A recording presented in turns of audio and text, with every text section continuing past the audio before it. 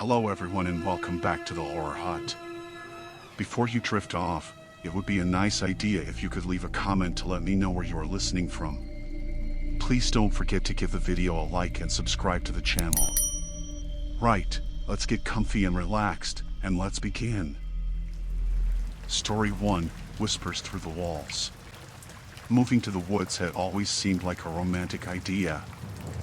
I envisioned quiet mornings with coffee in hand, the sun breaking through the trees casting golden patches on the floor, and the sound of leaves rustling as a gentle breeze swept through. It was an escape from the bustling city, a chance to reclaim my sanity after the chaos of my life had threatened to swallow me whole. I had imagined it differently, though. Instead of tranquility, I found myself gripped by an unsettling paranoia. The first night, I sat on the porch with my back straight against the rickety chair, listening to the silence that felt almost deafening. I tried to convince myself it was merely the unfamiliarity of the surroundings. The way the shadows danced in the moonlight among the trees made me uneasy. My phone buzzed with a message from my best friend, asking how I liked my new home. I typed out a quick response, promising her I was settling in. But as I hit send, a scratching sound skittered across the wooden walls of the house. It was too rhythmic to be the wind. I stiffened, holding my breath. The scratching continued, a persistent scraping that seemed to move from one side of the house to the other. My heart raced as I tried to locate the source. I could have sworn it came from inside the walls. I told myself it was just the house settling, an old place creaking after years of neglect, yet the fear gnawed at my insides. That first week was a haze of unpacking and unbearable quiet. Each night, the scratching grew more insistent. Sometimes it sounded like fingernails dragging, other times like a clatter of tiny claws. I decided to ignore it, attributing the sounds to the wildlife I had read about in the area: squirrels, raccoons, perhaps even a fox. I tried to convince myself that this was normal for a secluded home, that I was simply adjusting to the solitude. But the unease clung to me like the damp chill of the evening air. I couldn't shake the feeling that I was being watched. On the third night, I noticed shadows flickering past the edges of my curtains. A tall, dark figure moved just beyond the glass, just out of sight. I blinked hard, convinced my imagination was running wild.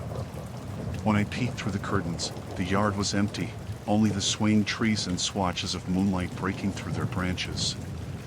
The next day, I decided to confront my neighbor. The house next door had been abandoned for years, or so I thought. I'd never seen anyone coming or going, but when I wandered to the edge of my property, the thought crossed my mind that perhaps someone lived there. Perhaps I wasn't alone out here after all. I walked through the overgrown grass, thorns tugging at my jeans. The air felt heavier, more stagnant as I approached the dilapidated house, its windows like dark eyes staring back at me. I knocked on the door, each rap echoing through the stillness. After a moment, I heard the shuffling of footsteps inside, but they stopped abruptly. I knocked again, louder this time, and waited. Finally, the door creaked open just enough for a pair of weary eyes to peer out at me. The man who stood there looked as though he hadn't seen sunlight in days.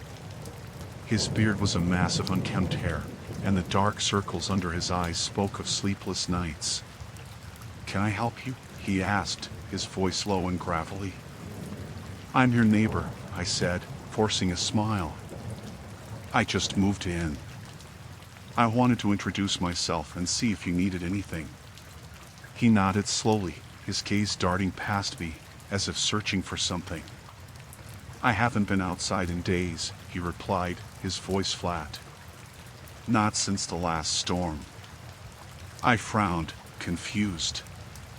"Oh, right. Well, I just wanted to say hello. I've heard some strange noises at night, and I thought—" "What kind of noises?" he interrupted, his eyes narrowing. My throat tightened, feeling the weight of the scrutiny in his gaze. "Scratching. Sometimes it sounds like it's coming from inside the walls." He shifted uneasily, a flicker of something I couldn't name passing over his face. "Houses make noises," he said flatly. "Old houses, especially."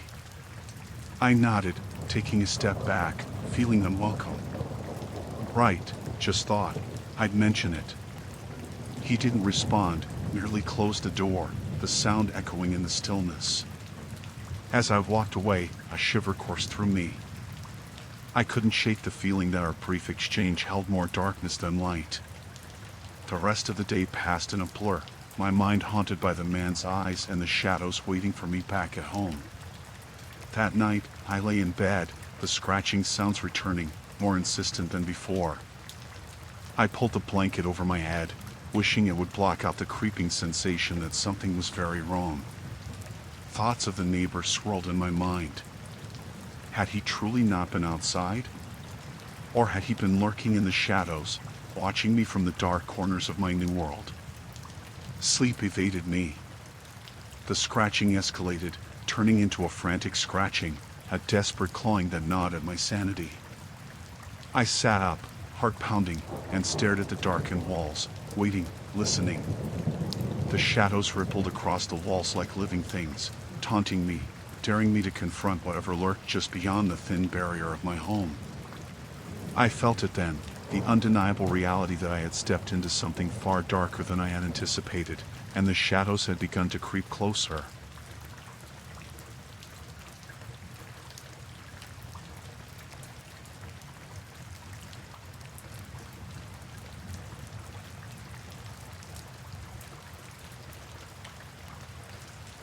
The sun dipped behind the pines, casting long, skeletal shadows across the yard. It was my second night in the secluded house, and unease settled into my bones like the chill in the air. I had anticipated the quiet solitude of the woods, but this felt different. The stillness crawled beneath the surface, alive in ways I could not yet articulate. I had spent the day unpacking, fingers brushing against the cool, worn surfaces of old furniture. Memories of where I had come from drifted away with each box I emptied. The promise of a fresh start shimmered faintly as the sun's last rays faded. But as dusk cloaked my surroundings, the air thickened, and I was reminded that isolation could breed a peculiar sort of paranoia. The first scratch had come just after midnight. It was faint at first, like the distant pattering of rain against the roof, which I ignored, chalking it up to the settling of the house. But then, as the hours wore on, the noise grew bolder. I lay in bed, heart racing, listening to the relentless scratching crawling along the walls, like something desperate trying to escape. Sleep evaded me, and instead, dread curled around my spine. When the second night arrived, I had resolved to confront my unease. I stood at the window, peering into the darkness beyond the glass. The woods were thick, shadows mingled with the whispers of the wind, swirling and twisting into shapes that seemed almost sentient. My gaze drifted to the neighboring house, a hulking structure barely visible between the trees. It loomed like an unanswered question, radiating a strange energy that pulsed beneath the surface. The day had passed without incident, but the air felt charged. I made my way to the door, my heart drumming in my chest like a warning. Stepping outside, the cool air washed over me, refreshing yet chilling. I tightened my coat around me, my breath clouding in the night. I had seen little of the neighbor since I moved in, an older man who barely acknowledged my presence when I first arrived. Perhaps it was time to introduce myself more formally.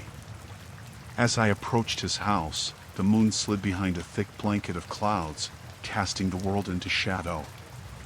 I knocked softly, the sound swallowed by the stillness. A moment passed, and I was ready to turn back when the door creaked open. He stood there, a silhouette against the dim light inside. "Hello," I said, forcing a smile that felt more like a grimace. "I'm your new neighbor. I wanted to see if we could introduce ourselves." He regarded me with narrowed eyes, his brow furrowing slightly. "I haven't been outside in days," he replied, his voice gravelly, as if the words had to claw their way out.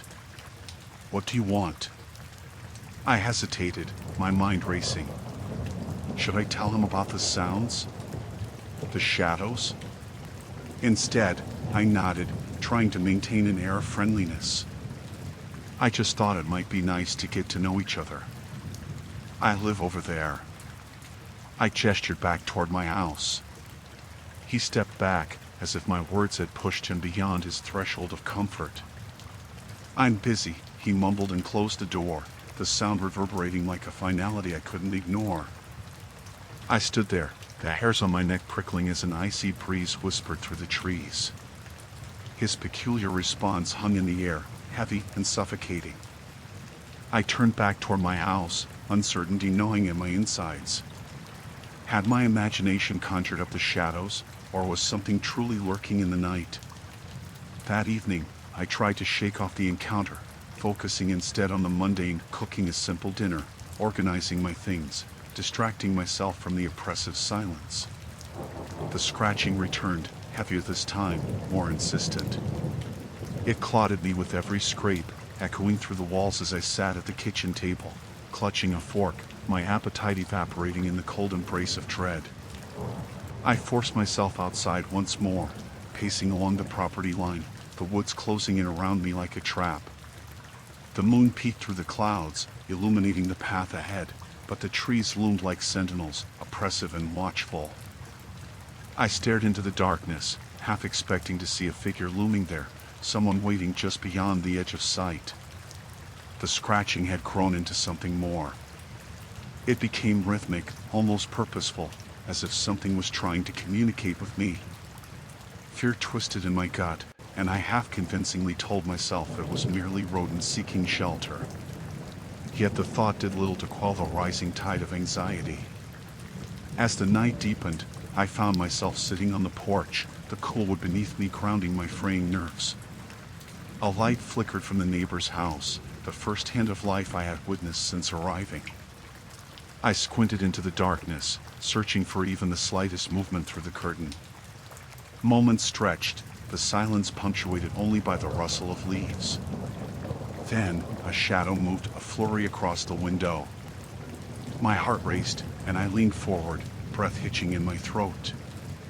I was frozen in time, caught between curiosity and dread. The neighbor had said he hadn't been outside, but something told me that he was inside, restless and stirring. It was then that I heard it again, the scratching. It was closer now, not just on the walls but below me. A flicker of movement in the darkness forced me to look down. The ground seemed to shudder, as if something beneath was trying to claw its way to the surface. My heart pounded as I felt the very ground tremble beneath me, echoing the terror that had woven itself into every heartbeat. Suddenly, everything snapped into focus. The shadows of the trees seemed to creep closer, watching me, waiting. I stood, ready to retreat back inside, but the darkness felt hungry, beckoning me to linger, to uncover whatever secrets lay hidden just out of reach.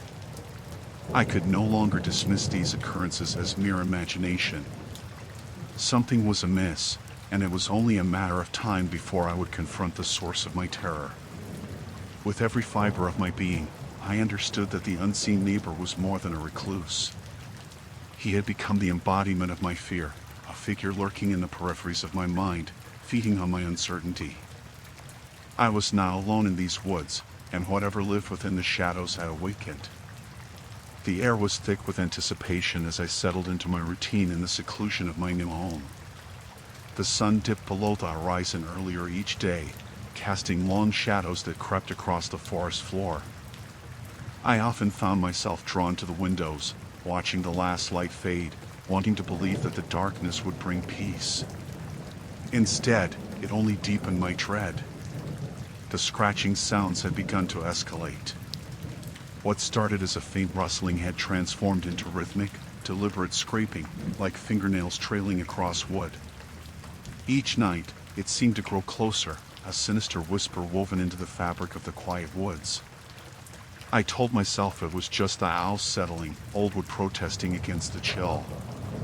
But as I lay awake, I could hear the scratching morph into something that felt almost deliberate, as though it were testing the limits of my sanity. One particularly restless night, I decided to confront this growing terror.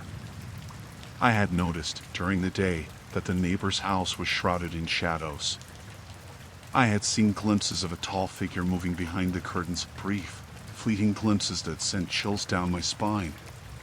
Curiosity gnawed at me, and with it, an insatiable need for answers. I swore I would knock on his door, face whatever darkness lay within, and finally dispel my fears. Morning came with thick fog, the kind that seemed to wrap its fingers around my thoughts, drawing me deeper into contemplation. I gathered my resolve, dressed in layers against the chill, and set out for the neighbor's house. The path wound through trees that loomed like specters, their branches stretching out, reaching for me. Each step echoed unnaturally in the silence, amplified by the fog that cloaked the ground. As I approached his house, I felt the weight of its presence bearing down on me. The structure was dilapidated, more aged than I had initially thought. The paint peeled away from its walls, exposing the grain wood beneath it like dead skin. I could almost feel it breathe, the house exhaling a stale odor of neglect and decay. I stood at the door, hesitating, my heart hammering against my ribs. It was a simple wooden door, but it felt like a barrier to something far more sinister. I raised my hand, knocking softly. The sound echoed in the stillness, swallowed almost immediately by the heavy air. I waited, each second stretching into an eternity. Just as I was about to turn away, the door creaked open. There he stood, a tall man with unkempt hair and deep-set eyes that bore the weight of sleepless nights. His clothes hung loosely on him, almost as if he'd forgotten their purpose. "Can I help you?" he asked, his voice a gravelly whisper that seemed to resonate with an otherworldly timbre. There was something unsettling about his gaze, something that made me want to retreat back into the forest. "I'm your neighbor," I stammered. "I've been hearing noises at night. Scratching sounds. I thought maybe you could." "I haven't been outside in days," he interrupted, his eyes narrowing slightly. "I keep to myself. The woods can play tricks on the mind." His response sent a chill down my spine. I wanted to probe further, to demand to know if he had seen anything unusual or if he was somehow involved in the disturbances that plagued my nights. Instead, I felt the weight of his presence pressing in on me, and a sense of urgency to escape the conversation overtook my curiosity. "I see," I replied, fumbling for a polite exit. "Thanks for your time." As I turned to leave, I glanced back, catching the briefest flicker of movement in the shadows behind him. A shadow that shouldn't belong to a man alone. My heart raced, and I hurried back down the path, the feeling of being watched burning into my back. That night, the scratching returned, louder and more insistent than ever, as if emboldened by my encounter with the neighbor. I pressed my palms against my ears, trying to drown out the sound, but it only intensified. It felt like something was trying to penetrate the walls, claw its way inside. My thoughts spiraled, drawing connections where there were none, forming a web of paranoia around me.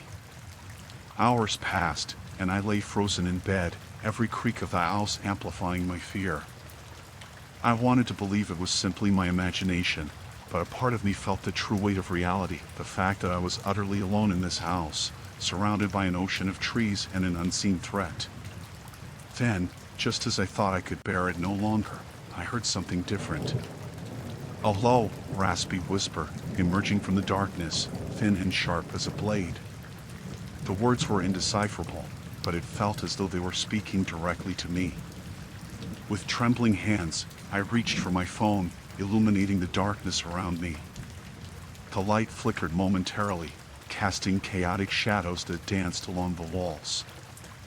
I leaned against the headboard, my heart pounding as the whispering faded, replaced by the relentless scratching. Desperation clawed at my mind. I needed to confront the neighbor once more, to demand answers that felt just out of reach. As first light broke through the trees, I resolved to confront him again, hoping that perhaps, just perhaps, he would finally understand the terror that had claimed me in this isolated nightmare. The woods had secrets, and I was determined to unveil them, even if it meant facing my fears head-on. Little did I know, the true horror was just beginning to unfold. The wind howled outside my windows, a mournful wail that seemed to resonate with my own rising unease. After my encounter with Mr. Bendix, my reclusive neighbor, the shadows in my mind grew darker, spilling into reality with every passing night. The scratching had returned, more insistent than before, like a clawed creature trying to escape from the walls of my home. I had convinced myself it was merely the house settling, the old wood groaning like a tired beast. Yet each night I lay in bed, the sound gnawed at my sanity. It started softly, a faint scratching that could have been the wind or an animal outside.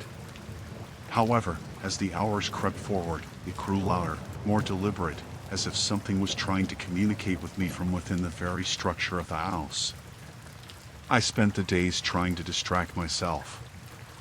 I wandered through the woods, the trees looming like silent sentinels, their gnarled branches clawing at the sky. I searched for signs of life, for anything to break the suffocating solitude. But the forest remained indifferent, its silence only amplifying the dread that had settled like a weight on my chest. As dusk fell, the scratching would begin again, and I became a prisoner within my own home. Each night, I could swear the sound shifted positions, moving from one wall to another as if a restless spirit roamed through the fibers of the house. I tried to document it, but the writing felt futile, a desperate attempt to make sense of the chaos swirling around me. I had not seen Mr. Bendix since our brief conversation. For all I knew, he could have been lying in wait, lurking just beyond my perception. I had considered confronting him again, but paranoia nipped at my heels. What if he was telling the truth? What if he hadn't left his house at all? One evening, a particularly loud scratch jolted me from a fitful sleep. I bolted upright, my heart pounding in a frantic rhythm. I turned on the lamp beside my bed, its light flickering weakly. Shadows danced along the walls, their movements appearing almost sentient. I shook my head, trying to clear the fog of dread clouding my thoughts. I had to know. I needed answers. Throwing on a jacket, I stepped outside, the chill of the night wrapping around me like a shroud. The moon hung high, casting an eerie glow over the path to Mr. Bendix's house. I hesitated at the threshold, the darkness curling around me like fingers. But resolve outweighed fear, and I pressed forward.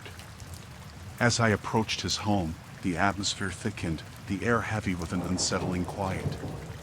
The house stood there, its windows dark and vacant, much like the man who inhabited it.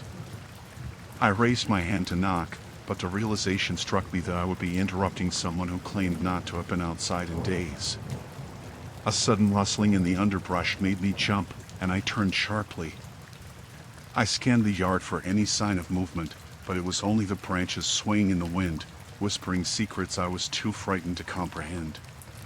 Gathering my courage, I rapped my knuckles against the door. Moments stretched into eternity before I heard the shuffle of footsteps from inside. The door creaked open, revealing Mr. Bendix, his eyes wide and weary, as if he had just awakened from a deep slumber. "Can I help you?" he asked, his voice low and gravelly. "Mr. Bendix," I hesitated, wrestling with the words that fought to spill from my lips. "I've been hearing strange sounds at night. Scratching, like something is trying to get in." He blinked slowly, his expression inscrutable. "I can assure you, it's nothing to be concerned about. Sometimes these old houses play tricks on the mind. But it's not just me. I feel like there's something out there. Or in here." I gestured toward my house, my voice quaking. "You said you've been inside, but..." "I haven't been outside in days," he interrupted sharply, his gaze penetrating. "You don't know what's out there. It's not safe." The air thickened with tension, each word hanging between us like a suspended blade. "What do you mean?" He took a step back, the door swinging wider. I caught a glimpse of a darkened room behind him, something shifting in the shadows. You should go back. Trust me, it's better if you don't dig deeper. Better for who? I pressed, adrenaline coursing through my veins. You're hiding something. I'm trying to protect you, he said, and despite his words, I could see a flicker of something in his eyes, fear, perhaps, or desperation. Before I could respond, a loud crash echoed from within the house. My heart raced as I turned toward the sound, and when I looked back, Mr. Bendix had vanished into the darkness of his home, leaving me alone on his doorstep. Mr. Bendix? I called, but there was only silence. An icy dread settled in my stomach as I realized I was left standing in the void between two houses, both harboring secrets that could consume me whole. I turned to leave but froze, a feeling of being watched prickling my skin like icy fingers. Shadows flickered at the corners of my vision, mingling with the trees, haunting me with every rustle and groan of the night. I was now alone, and I sensed the creeping dread that something unseen lingered nearby, waiting for the right moment to reveal itself. With each step back towards my home, I felt the weight of unseen eyes upon me, and the scratching resumed in the distance, an echo of my own racing heart. I was no longer simply a woman in a secluded house. I was a target, trapped in a game I didn't understand. And the rules were terrifyingly uncertain. The biting cold of early autumn seeped through the thin walls of my house, and each night seemed longer than the last. I had hoped that settling in the woods would bring me peace, but instead, I felt like a moth fluttering against a window, trapped in a cycle of panic and uncertainty. The scratching sounds had escalated, transforming from quiet scuffles to a relentless assault on my sanity. I had tried to ignore them, attributing the noises to the settling of the old house or perhaps some nocturnal creature lurking just outside my walls. But deep down, I knew the truth was far more unsettling. It was around 3 o'clock in the morning when I awoke, the air thick with a strange tension. The scratching had begun again, low and persistent, sending icy tendrils of fear down my spine. I lay still, my heart racing, willing myself to listen closely. The sounds were coming from the northern wall, the one that bordered my neighbor's property. I had only met him once, a brief encounter that left me feeling uneasy, and now I couldn't shake the feeling that he was somehow tied to the horror unfolding in my home. After days of restless nights, fatigue gnawed at me like a hunger. I decided I could no longer endure the torment alone. The following day, I wrapped myself in a thick coat and steeled my nerves, determined to confront my neighbor. I needed answers, even if they came wrapped in more questions. As I trudged through the overgrown path leading to his house, the sun hung low in the sky, casting long shadows that danced in the wind. His cabin was shrouded in gloom, the windows dark and lifeless. I knocked on the door, the sound echoing into the silence around me. Moments stretched dreadfully, and just when I thought he wouldn't answer, the door creaked open. "Can I help you?" he asked, his voice gruff and thick, as though he hadn't spoken to anyone in days. "I'm your neighbor," I stammered, suddenly feeling small under his scrutinizing gaze. "I've been hearing some strange noises at night. Scratching, like something's trying to get in." He paused, his expression unreadable, and then shrugged. "Could be anything. Animals get in everywhere." I pressed on, desperate for clarity. "But it's not just that. I've seen shadows moving by my windows. I thought maybe it was you, but you haven't been outside in days, have you?" He shifted uncomfortably, glancing over his shoulder as if expecting something or someone to emerge from the woods. "I don't go out much." "Hardly ever," he replied, his voice losing its composure. "Then why?" I started, but he cut me off. "Just leave it be. You don't want to know," he warned, his tone darkening. A shiver ran down my spine. There was something he wasn't telling me, something lurking behind his words. I backed away from him, my instinct screaming at me to leave. The conversation had left me more unsettled than before, yet I couldn't shake the feeling that my suspicions were right. I turned on my heel and hurried back to my house, the air thick with foreboding. That night, I locked the doors and turned off all the lights, hoping the darkness would somehow shield me from whatever was tormenting me. But the scratching sounds returned, louder and more insistent than ever. It was as if whatever was outside was growing bolder, emboldened by my fear. My heart pounded so loudly I feared it would burst from my chest. I sat in the living room, shivering in the cold as I wrapped a blanket around my shoulders. The shadows in the corners seemed to elongate and twist, morphing into grotesque shapes that danced to a rhythm only they could hear. I pushed my back against the couch, trying to become one with its cushions, trying to drown out the sounds reverberating around me. And then I heard it, the unmistakable sound of footsteps, soft yet deliberate, moving along the edge of my house. I held my breath, every instinct telling me to reach for my phone, to call for help, but I was frozen in place, gripped by terror. The footsteps paused, and I could almost feel a presence outside, lingering, waiting. Suddenly, there was a loud bang against the wall, right where the scratching had been, as if something had slammed against it. I screamed, the sound tearing through the silence of the night. In a panic, I scrambled to my feet and dashed for the front door, my heart racing as I flung it open and stepped outside into the frigid air. The moon cast a pale glow over the woods, illuminating my neighbor's house just beyond the trees. I felt like an intruder on my own property, but I had to know what was happening. I stumbled down the path, fueled by desperation and fear. As I neared his cabin, I saw a shadow flit past the window, and my heart seized. I knocked frantically, the wood vibrating under my fists. "Let me in," I shouted, my voice cracking. "I need your help." For a moment, there was only silence, and I could feel the suffocating pressure of the woods closing in around me.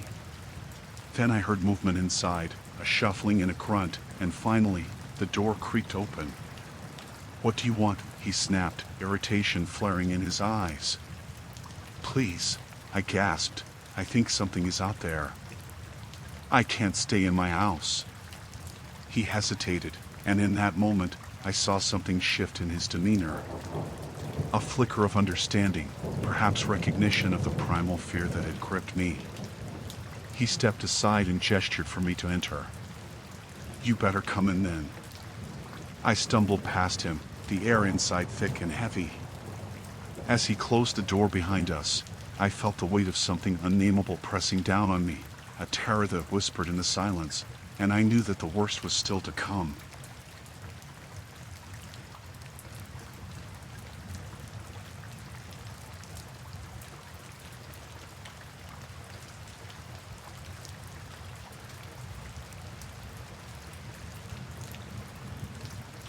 Story 2, Stalker in the Shadows. The fluorescent lights flickered overhead, casting an eerie glow in the nearly empty convenience store. It was just past midnight, and the silence pressed in around me like a thick fog. I leaned against the counter, absently tapping my fingers on the register while I scanned the darkened aisles. Was it always this quiet on a Wednesday night? I couldn't remember. My shift had begun at 10. The store was never busy at this hour, but tonight felt different. The door chime jingled as I leaned closer to the screen, scrolling through the dull routine of inventory checks. A slight rustle from outside made me look up. I spotted a figure lingering in the parking lot, half obscured in the shadows. My heart quickened. I peered closer but couldn't make out any details. Just another customer, I told myself, even as a strange unease settled in my stomach. I turned back to the register just as the phone rang, a harsh ringing that echoed through the store.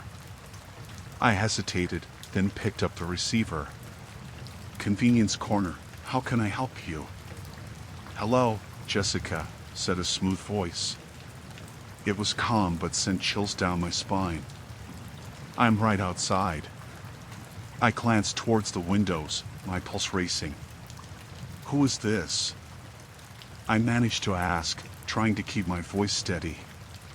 "Just a friend," he replied, his tone playful, almost taunting. I can see you. You're alone. What do you think of that? My heart hammered. Stop messing around, I said, hoping my voice didn't betray my anxiety. This isn't funny. Not funny? Come on, Jess. You've got to admit, it's a little exciting, he said.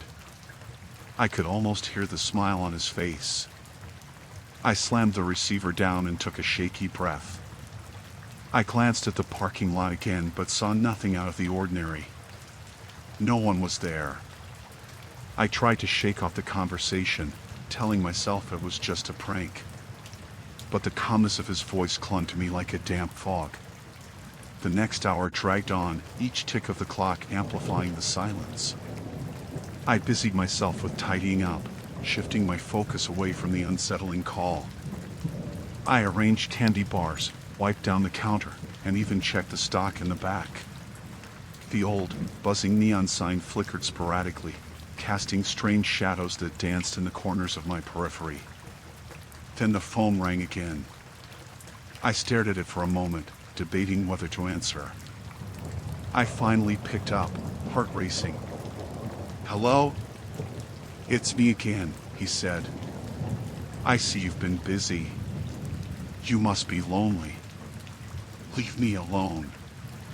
I shouted, slamming the receiver down once more. I took a deep breath to steady my trembling hands but only felt spiraling panic. I moved to the windows, peering into the parking lot. Still empty. I had worked night shifts before, but this felt different. It wasn't just the calls. It was the constant feeling that someone was watching me, lurking just out of sight. I turned around and locked the door, even though I knew it wouldn't stop someone who really wanted to get in. The clock ticked on, each minute stretching into an eternity. I flipped through the radio channels, searching for a familiar voice to drown out my thoughts. I settled on a talk show, but the cheerful banter felt jarring against my growing dread. The lights flickered again. I winced, glancing around the store. When my eyes returned to the front window, I saw him. He stood in the parking lot, illuminated by the dim glow of the street lamp. A tall figure, dressed in dark clothing, completely still and facing the store. My heart sank. I couldn't make out his features, but I could feel his gaze piercing through the glass, locking onto me. I grabbed the phone again, my hands shaking. I didn't want to call the police. What would I say? I decided instead to call my friend, Tara. She would understand. As the dial tone rang, I prayed she would answer. Come on, pick up, I muttered under my breath. 1 ring. 2. 3. But just as the 4th ring began, the voice slithered back through the line. Why don't you just let me in, Jess? It's so cold out here. My breath caught in my throat. What do you want? I whispered, panic swelling in my chest. You, he said softly. I want you to come outside. I slammed the phone down, my heart racing. I wasn't going out there. I wouldn't give him the satisfaction. I turned off the radio, the silence now deafening, and stepped back from the counter. My eyes never left the window. He hadn't moved, still standing there, and I felt frozen in place, rooted by fear. Minutes passed, and dawn was still far away. I couldn't shake the feeling that he was just waiting, enjoying my terror. I decided to call Tara again, but my resolve crumbled as the phone slipped from my fingers and fell to the floor. With a shaky breath, I grabbed a heavy flashlight from behind the counter, feeling foolish but desperate. I knew I had to check the back. I needed to prove to myself that I wasn't trapped in some horror movie. I forced my feet to move, edging towards the back room, the beam of the flashlight trembling in my hands. As I stepped into the darkness, the shadows seemed to stretch ominously around me. The air felt thick, and I heard a faint noise, something scuttling across the floor. I froze, my heart pounding in my ears.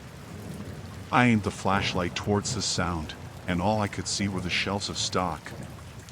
Then, from somewhere behind me, a soft voice whispered, "Don't be scared, Jessica. I'm right here." The darkness swallowed me whole. I took a step back, the flashlight beam shaking wildly as I turned to confront the voice.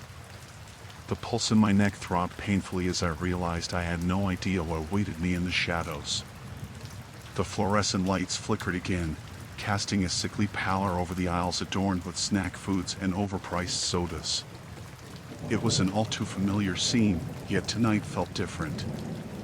I could almost taste the unease that clung to the air, thick and suffocating. I had only been on the night shift for a couple of weeks, but each shift had dripped by like molasses. The clock on the wall, with its relentless ticking, mocked me as the minutes slouched onward. I was alternating my attention between the screen of my phone and the endless arrangement of sodas when the landline rang. My heart lurched, a response so instinctive I almost didn't want to answer it. I set my phone down slowly, my fingers trembling slightly as I reached for the receiver. "Good evening, Shady Grove Convenience," I greeted, forcing my voice to remain steady. "Hello there," the voice replied, smooth and dark, a stark contrast to my own shaky tone. "How's it feel to be all alone in the dead of night?" My gut twisted. "Who is this?" I asked, attempting to sound assertive, but my bravado faltered under the weight of his words. "Just a friend," he responded, and I could almost hear the smirk on his lips. "I'm parked outside, you know." I glanced toward the large glass windows that framed the entrance. The parking lot was empty, illuminated by the dim overhead lights. A shiver danced down my spine. Is this some kind of prank? Not at all. I just wanted to keep you company on your lonely shift. He paused, his voice dropping to a whisper. "Do you feel safe?" I swallowed hard, feeling the bile rise in my throat. "Why are you doing this?" "Oh, you'll find that out soon enough," he said. With that, the line went dead. I stared at the receiver, my breath coming in short gasps. I took a moment to steady myself, trying to shake off the dread that clung to me like a second skin. I left the phone off the hook, half suspecting that the man would call back. Instead, I slipped my phone from my pocket and began scrolling through social media, a futile attempt at distraction.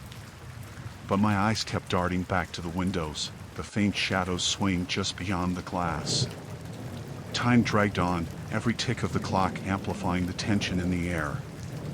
At 2 in the morning, the phone rang again.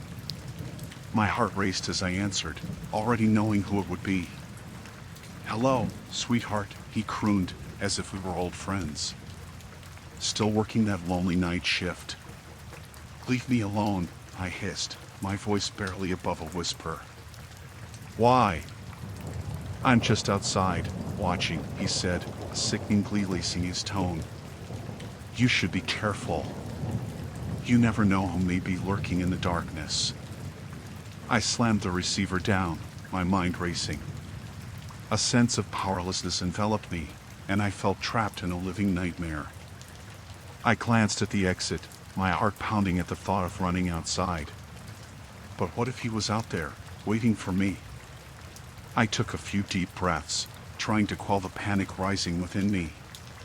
Forcing myself to focus, I moved to the back of the store, where the faint hum of the freezer units provided a semblance of normalcy.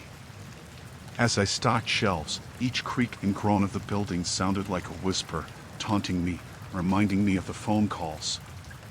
It was nearly 3 when I heard it again. A soft thump came from the front of the store, like something heavy had fallen outside. My heart raced, and I crept to the front, my feet moving soundlessly on the tiled floor. Standing just behind the counter, I peeked through the window. The parking lot was now cloaked in shadows, the streetlights flickering ominously. I strained to see beyond the haze of darkness, wondering if I might catch a glimpse of him. But all I could see were vague shapes, indistinguishable from the night.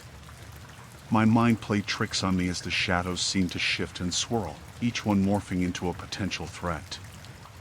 I could feel him, lurking just beyond my sight.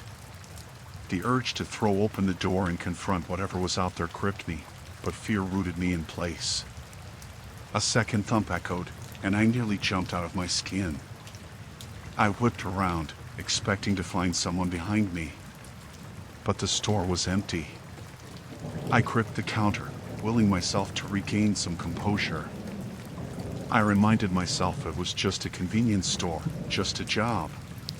But the phone rang once more, and the dread returned like a tidal wave. "Hello, it's me again," he said, voice almost playful.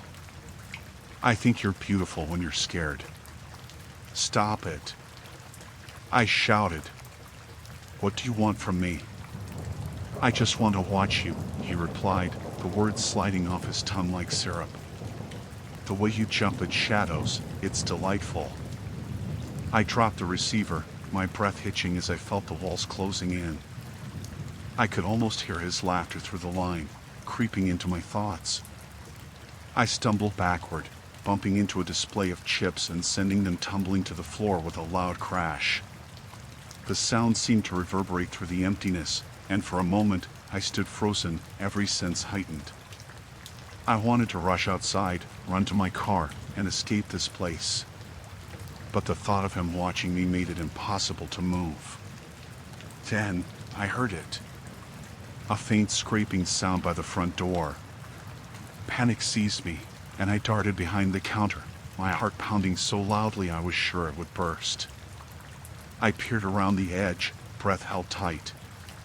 The door creaked open, and I clutched my phone tightly, ready to call for help if I had to.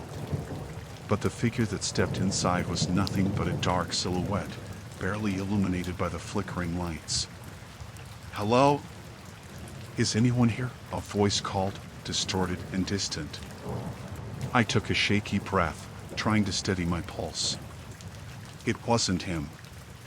Yet the tension remained, suspended in the air like a noose. I hesitated, wondering if I should reveal myself or stay hidden. "Hello?" the voice repeated, sounding closer now.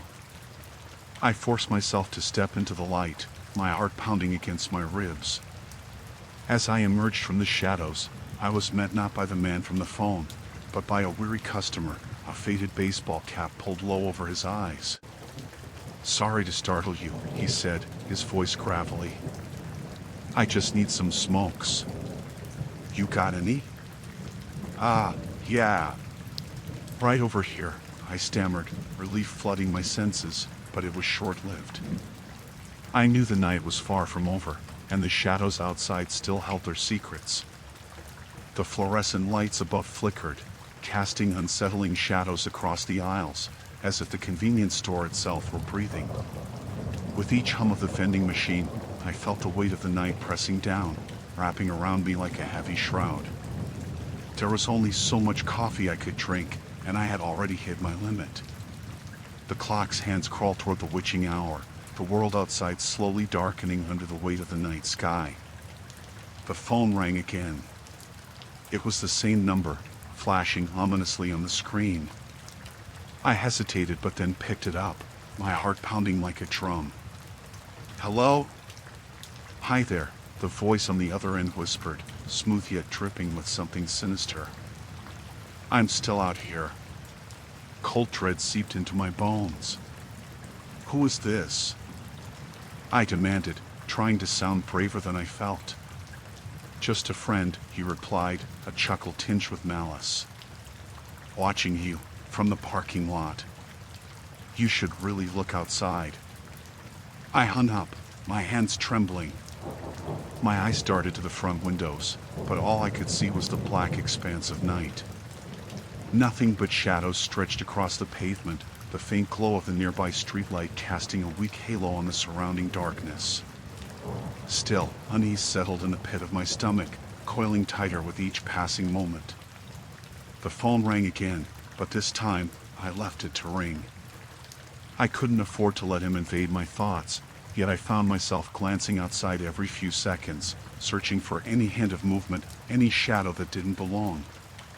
The wind picked up, rustling the scattered leaves like whispers, and I could have sworn I heard the crunch of gravel underfoot. There was a tiny part of me that wanted to laugh it off, to convince myself that it was just a prank, some bored teenager looking for a thrill. But I couldn't shake the feeling that someone was out there, lurking just beyond my line of sight. I pulled my phone from my pocket and texted my friend, Sarah, hoping she'd respond quickly. Working late. Got a weird call from someone claiming to be watching me.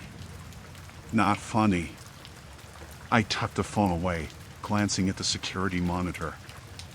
The camera showed the empty parking lot, a savage void under the dim streetlights. Everything looked normal, but the longer I stared, the more I felt that something was off, as if the darkness itself was alive, watching me back. The clatter of a cart made me jump. I spun around, finding an old man shuffling down the aisle, his face shadowed by the brim of a faded baseball cap. He glanced at me, and for a moment, I saw an emptiness in his gaze that sent chills down my spine. "You got any more of that chocolate milk?" he croaked, his voice raspy. Yes, let me get that for you," I replied, forcing a smile that felt too wide. I turned my back to him, my heart still racing. As I reached for the carton, I couldn't shake the feeling that the old man wasn't just a customer. When I turned back, he was gone. I glanced toward the door, unease washing over me again. "Sir?" I called out, but the silence that followed was deafening. The door swung slightly, as if someone had just exited, but I hadn't heard the bell chime. I struggled to breathe, the air thick with a sense of foreboding. I returned to the cash register, my fingers trembling as I rang up the dwindling inventory. The store felt more claustrophobic than ever, the walls closing in, shadows shifting in the corners of my vision. I was alone with my thoughts, and they twisted and turned, combing through every possible scenario until I felt trapped in my own mind. Then my phone vibrated. Sarah's reply came through. "Call the cops if you feel unsafe. I'll be at work in the morning. Just hang in there." The thought of calling the police lingered. But what would I tell them? That a voice on the phone claimed to be watching me? I could already hear the disbelief in the officer's voice. The phone rang again. I picked it up cautiously, my heart racing. "What do you want?" I shot back, desperate to reclaim some semblance of control. "Just checking in on you," the voice purred, his tone mockingly sweet. "You should really look outside. I can see you." My pulse quickened. This was getting out of hand. I glanced at the monitor again, my breath hitching as I observed what looked like a figure moving near the far corner of the lot. My instinct screamed at me to run, to lock the front door, but fear had me frozen in place, unwilling to take my eyes off the shadowy shape. "Do you see me?" he asked, the laughter in his voice echoing through the receiver. I could hear the amusement, could sense the thrill he took in my growing terror. I couldn't take it anymore. I slammed the phone down and bolted for the front door, locking it with shaking fingers. The sound of the bolt sliding into place was a small comfort, but as I turned back to the windows, I realized I was staring directly into a pair of eyes, dark, unblinking, and piercing. He stood just outside the reach of the light, his silhouette backlit by the glow behind him. I wanted to run, but my feet felt glued to the floor, terror clawing at my throat. The air thickened with his presence, and as he stepped closer, I caught a glimmer of something shiny in his hand. I wasn't alone anymore. The night stretched before me like an abyss, and I was standing on the edge. The fluorescent lights buzzed above me, casting a sterile glow over the aisles of the convenience store. I had wiped down the same shelf for the third time, trying to stave off the creeping dread that settled in my chest like a stone. The clock blinked a soft 3:37 a.m., and the only sound was the rhythmic tick of time hanging heavily in the air. I should have felt relieved that the early morning hours were almost upon me, but a gnawing anxiety clung to me more closely than my uniform. It was then that the phone rang again, the shrill sound slicing through the quiet. I hesitated, glancing warily toward the register. It felt absurd to be afraid of the phone, yet the last time I had answered it, the voice had sent a shiver down my spine. I steeled my resolve, picking up the receiver with a trembling hand. "Hello?" My voice was shaky, barely above a whisper. "Do you see me?" The voice was low and gravelly, its tone playful yet menacing. "I'm right outside." My heart raced, and for a moment, I almost hung up. "Who is this?" I managed to croak out, my throat dry. "Just a friend. Watching you watch the time pass by. You look lonely in there." Panic surged through my veins, and I shot a glance at the darkened parking lot visible through the store's front windows. The area was deserted, illuminated only by the flickering streetlight that cast long, eerie shadows. I tried to laugh, to brush off the absurdity of the situation, but the sound came out hollow and strained. "You're joking, right?" I managed, forcing a bravado I didn't feel. "This isn't funny." "Funny?" I thought it was sad. So quiet. So alone. He chuckled softly, the sound chilling me to the core. "Don't worry. I'm not here to hurt you. Just to watch." "What do you want?" I snapped, though my voice trembled, betraying my fear. "I just want you to know that I'm closer than you think." The line went dead. I dropped the receiver, feeling it slip through my fingers and crash into the plastic dashboard. My breath came in short, erratic bursts as I tried to ground myself, reminding myself that I was in a store, surrounded by candy bars and soda bottles. But the weight of his words pressed down on me. I crept over to the front window, peering into the darkness. My heart raced. I scanned the parking lot, searching for movement, for any sign of the man who haunted my thoughts. The streetlight flickered again, and for a moment, I thought I saw a figure standing beside a car, the outline indistinct but menacing. I squinted, but when I blinked, the figure was gone. "Get a grip, Sarah," I whispered to myself, stepping back.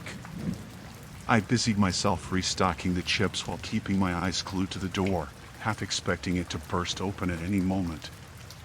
Every time the wind rattled the outer sign or a stray cat scuttled past, I flinched. The store, once a safe haven of routine, had morphed into a prison of shadows and paranoia. Minutes felt like hours. Each time the phone rang, I recoiled in terror, heart pounding in my ears.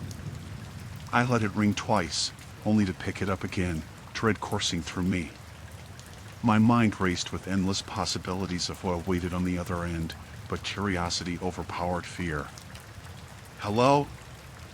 I tried to sound steady, though my voice quaked. "Did you check the parking lot?" he asked, his voice low and conspiratorial. "I'm still here." "I'm calling the police," I said, though I knew it was a feeble threat. I could feel the sweat forming in my temples, the tension in my throat tightening like a noose. "No need for that. Just humor me. Look outside and let me know what you see." The urgency of his command sent icy fingers creeping along my spine. I didn't want to check. I didn't want to look, but I forced my legs to move. Each step felt like wading through molasses, the air heavy with dread as I approached the front window.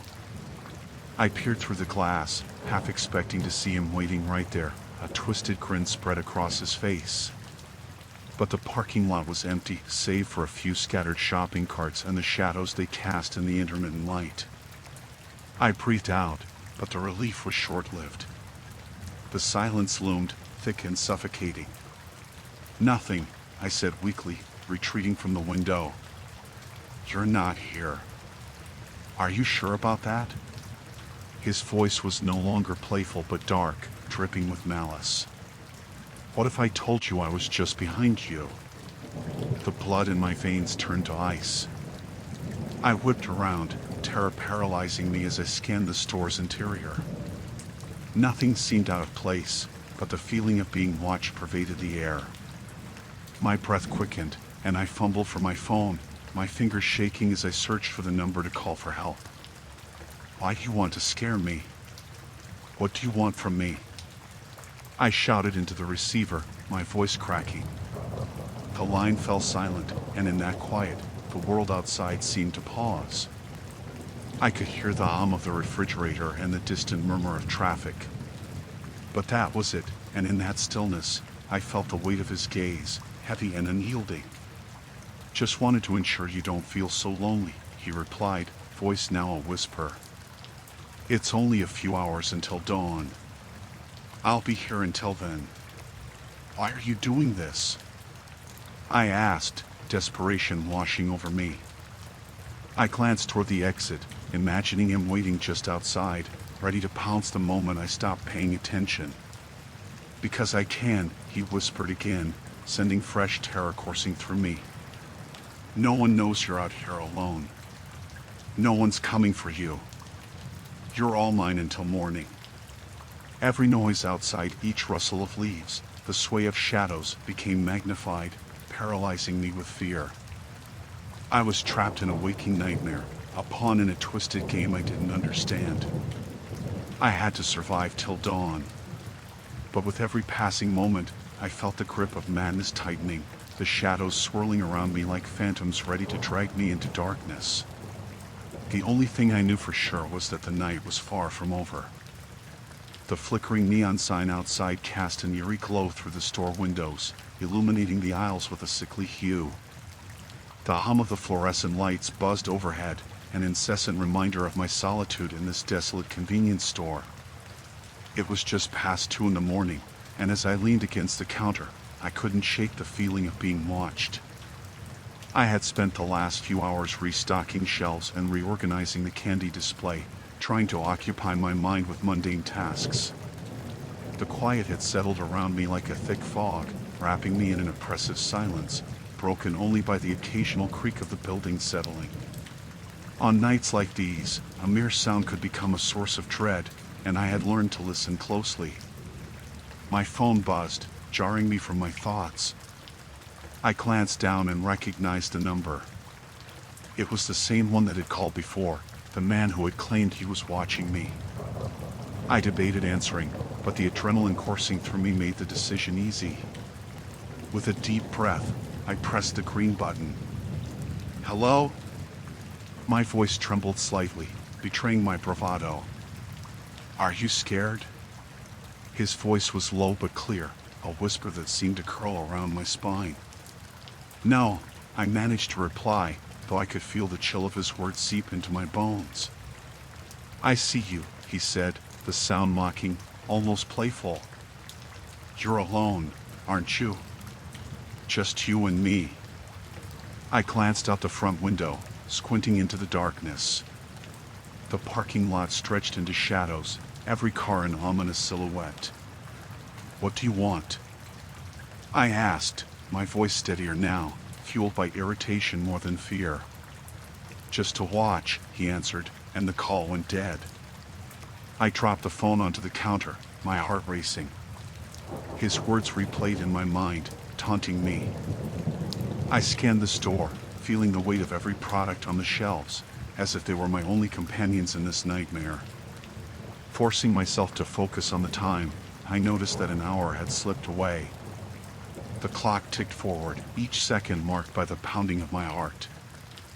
I returned to the ice cream freezer, mechanically arranging items as I fought the rising tide of panic. I was alone, but I could not shake the feeling of presence lurking just outside. Another noise, a slight scrape against the window, made me jump. I turned quickly, my breath hitching in my throat. The parking lot was empty. I cursed under my breath, disgusted with myself for reacting like this, but the tension sat heavy on my chest. The phone rang again, and this time I hesitated. The twisted thrill of fear twisted my gut. What if it was him again? Swallowing hard, I picked up, my fingers trembling. Hello? Hello, darling. That soft, seductive voice slithered through the receiver. "You have no idea how beautiful you look in that little store, all alone. Leave me alone."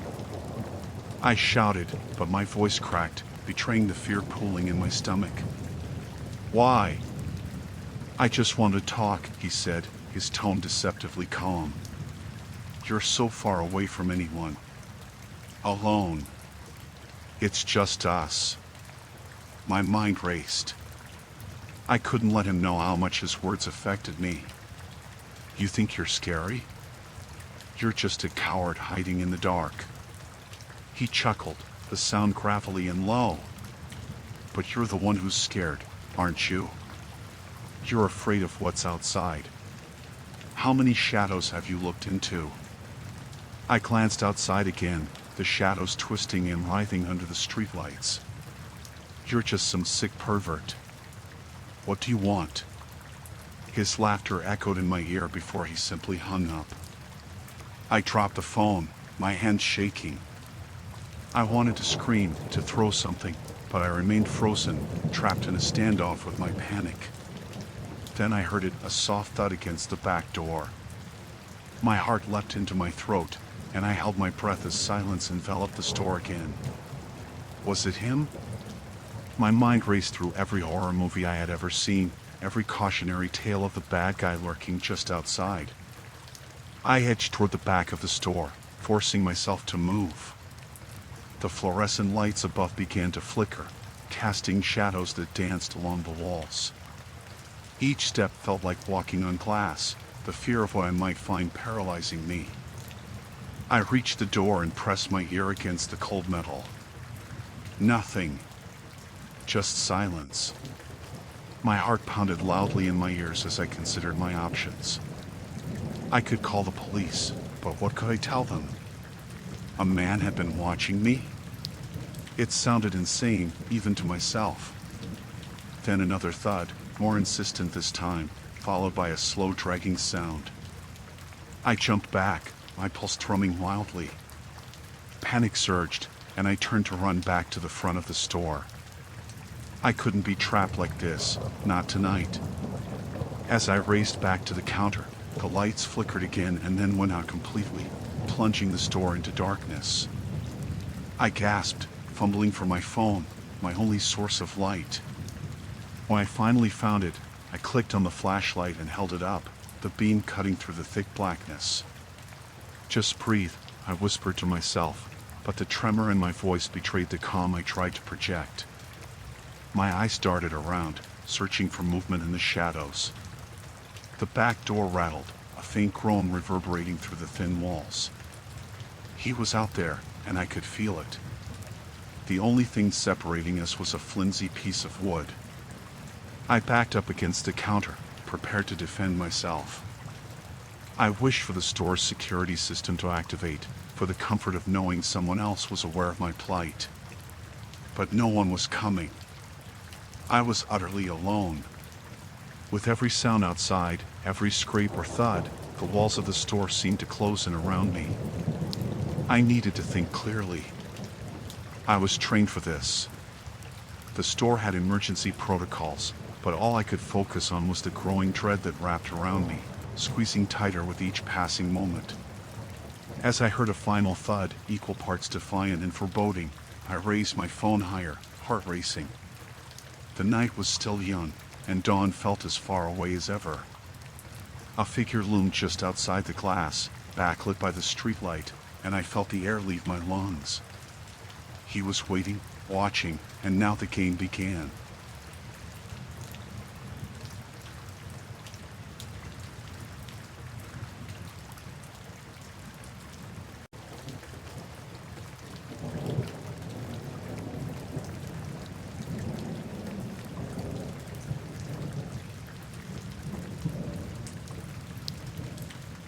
Story 3, Shadowed Steps. Every evening, just as the sun tipped below the horizon, I laced up my running shoes, the familiar ritual grounding me. The pavement glistened with the remnants of the day, and the air grew crisp against my skin. I savored these moments of solitude, my thoughts a gentle hum. Running had been my escape, a way to shake the frustrations of the day as I sped down familiar streets, surrounded by the quiet of my neighborhood. But one night, as I rounded the corner by the park, I noticed a van parked along the curb, a rusty, nondescript thing that could have belonged to anyone. At first, I thought nothing of it. Urban life had its quirks, after all. I barely glanced at it, focusing instead on the rhythm of my feet hitting the pavement. The next evening, the van was there again. I shivered, a chill creeping down my spine. I picked up my pace, the comforting sounds of the city drowning out any strange thoughts. But the sight of that van nagged at me, lurking in the back of my mind. It was just a vehicle, I told myself, a figment of paranoia. But when I glanced back, its sliding door gaped open like a waiting mouth, empty and inviting. The following night, it was parked in the same spot once more. This time, headlights flickered on as I approached, illuminating the night for a brief moment before retreating into darkness. My heart raced as I ran past. There was something about the way it loomed that sent a shiver through me. I knew it was silly, a van wasn't capable of malice. It was just metal and glass. Still, I felt a prickling awareness, a sense that I was being watched. I didn't say anything to my friends. They would dismiss it, tell me to calm down, to stop being dramatic. Yet, as the week progressed, I couldn't shake the sensation. Each time I passed the van, I felt its presence more acutely, like a shadow trailing me. I tried to focus on the rhythm of my breath, counting my strides, but my mind wandered back to that vehicle. On the sixth night, I spotted him for the first time, a figure leaning casually against the van, obscured in darkness. He wore a hood, but even the faint light from the street lamp illuminated the glint of his eyes, watching me as I ran. The breath caught in my throat, panic rising to my chest. I quickened my pace, my heart racing. The sensation of being hunted enveloped me. I shifted my route the next evening. It was a calculated risk.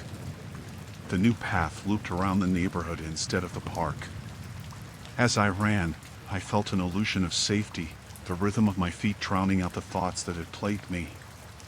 But when I rounded a bend, my heart seemed to drop into my stomach. There he was, standing next to a different van, parked at the entrance of the cul-de-sac. The same hood obscured his face, but the unmistakable watchfulness was there, chilling me to the bone. I turned on my heel, my pulse pounding in my ears. My breath came in ragged gasps as I sprinted back the way I had come. I needed to be home, wrapped in the cocoon of familiarity and safety. I raced through the streets, now warped and foreign, as shadows stretched around me. Arriving at my front door, I fumbled for my keys, nearly dropping them as I shoved the key into the lock. I burst inside, slamming the door behind me and locking it tightly, the bolt sliding home with a satisfying click. I sank against the door, pressed my back against the wood, and listened to the silence of my small apartment. That night, sleep eluded me. I lay in bed, the sheets clammy against my skin. My mind replayed the images of the figure, the van, the eyes that had tracked my every move. I could hardly breathe, suffocated by dread. I kept hoping it was all just a figment of my imagination, that tomorrow would bring clarity. But deep down, I knew better. As dawn broke the next morning, washing my walls in pale light, I vowed to take a break from running. The streets felt tainted, the fear still too fresh. I planned to hit the gym instead, where the clamor of dumbbells and chatter would drown out my anxiety. I could live with that. But despite my efforts, each day stretched long and heavy, the walls of my apartment closing in around me.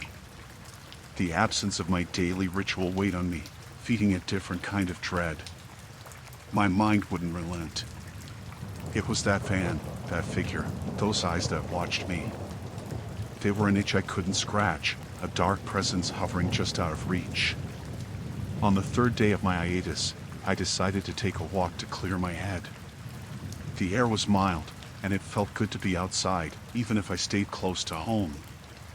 I strolled through the neighborhood, my pace relaxed, but instinctively I avoided the route past the park. As I turned a corner, my heart plummeted. There, at the edge of the street, that same van waited, seemingly patient, as if it had been expecting me. The figure was gone, but I could feel the weight of its absence. A jolt of adrenaline shot through me, igniting every nerve in my body. I turned back, breaking into a brisk walk, then a jog, my legs propelling me faster than before. I needed to get away. But the feeling followed me, a specter lurking in the corners of my mind. No matter how far I moved, I could still feel those eyes watching, waiting, calculating. I was no longer just avoiding a van. I was running from something much darker, something that had made me its prey. That Saturday night felt heavier than usual, the air thick with an unspoken tension. I had learned to dread my evening routine, the simplicity of a jog morphing into a ritual of hyper-awareness. The neighborhood was usually a calming backdrop, the rhythmic sound of my feet on the pavement a comforting melody. Yet, as I stepped into the darkness, I could feel a predator lurking just beyond the faint halo of the street lamps. I tightened my grip around my phone, the weight of it in my pocket offering little comfort. For the past week, I had been running the same route, circling the park on the far side of the block. Each night, the same van had been parked in the same spot, a rusted, nondescript vehicle that seemed to blend into the shadows. I had brushed it off initially, dismissing the oddity as coincidence. But after days of passing it, the chill of unease settled deeper into my bones. As I approached the van, I turned my gaze deliberately ahead, refusing to entertain the gnawing curiosity about its occupant. The street was quiet, the only sound being my breath and the distant rustling of leaves. But tonight, I couldn't shake the sensation of eyes on me. I quickened my pace, my heart thundering in my chest as I glanced to my left, where the van sat eerily still, the darkness shrouding its windows. I continued my route, focusing on the rhythm of my legs and the way my feet struck the pavement, but when I reached the park, I noticed him. The same figure from my peripheral vision the previous nights. He stood at the edge of the trees, blending into the shadows, but I could see him watching me, his eyes glinting in the dim light, a predator observing its prey. Instinct kicked in, and I picked up speed, pushing myself harder until my lungs burned. I made a mental note to alter my path, needing to escape the familiar cycle that had begun to suffocate me. The following night, I would take the longer route, through the residential streets where the warmth of home felt closer. The next evening, I set off with a new determination. I traced an unfamiliar path, hoping the change would bring solitude instead of dread. As I jogged, I forced my mind to think of anything but the figure in the shadows, the van waiting like an unwelcome specter. The route was picturesque, lined with well-kept houses, their windows glowing with the light of evening activities, parents sitting on porches, laughter drifting through the air. Yet, the illusion of safety shattered abruptly when I rounded a corner and spotted the rusted van parked at the end of the street. Panic surged through me, paralyzing and overwhelming. How had he found me? Every muscle in my body screamed to turn back, but fear locked me in place. I forced myself to keep running, urging my legs to move as fast as they could carry me. As I passed the van, I risked a glance. The figure was not in sight, but that did little to calm my racing heart.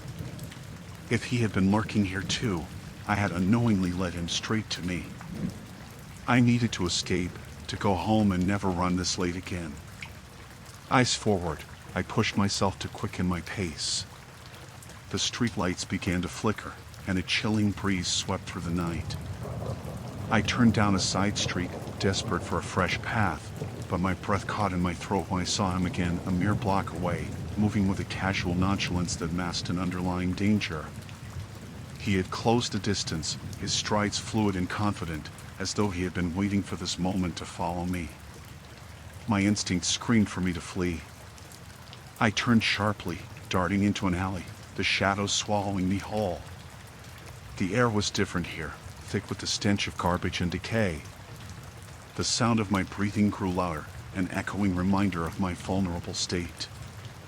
I felt trapped, the narrow walls closing in as I glanced back to see if he had followed. He stood at the mouth of the alley, silhouetted against the streetlight, an ominous figure in the dusk. His posture was relaxed, but his eyes pierced through the darkness, locking onto mine like a predator sizing up its prey. A shiver raced down my spine as an unsettling realization washed over me. He was toying with me, enjoying my fear. My heart hammered in my chest as I turned back into the alley, my only thought to find an exit. Panic surged, propelling me forward even as I trembled. The alley twisted and turned, a labyrinth of shadows, muffled sounds echoing around me. I could hear my heartbeat in my ears, a frantic percussion keeping pace with my desperate flight. I burst out of the alley into a small park, the space illuminated by the glow of street lamps. For a moment, I felt relief wash over me, but it was short-lived. As I glanced over my shoulder, I saw him emerge from the darkness, moving with an ease that made my stomach churn. He had followed me here, too. I sprinted toward the opposite side of the park, scanning the area for anyone who could help me, but the place was deserted. My legs burned, and my side ached, but I pushed through the pain. I needed to find safety, to disappear. But he was still there, his presence a menacing shadow that followed every frantic step I took. I had to make a choice. I could keep running, but how far could I go? I could scream, but would anyone hear me?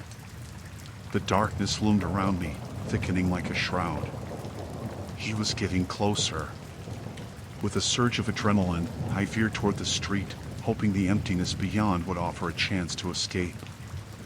I sprinted, the world around me becoming a blur.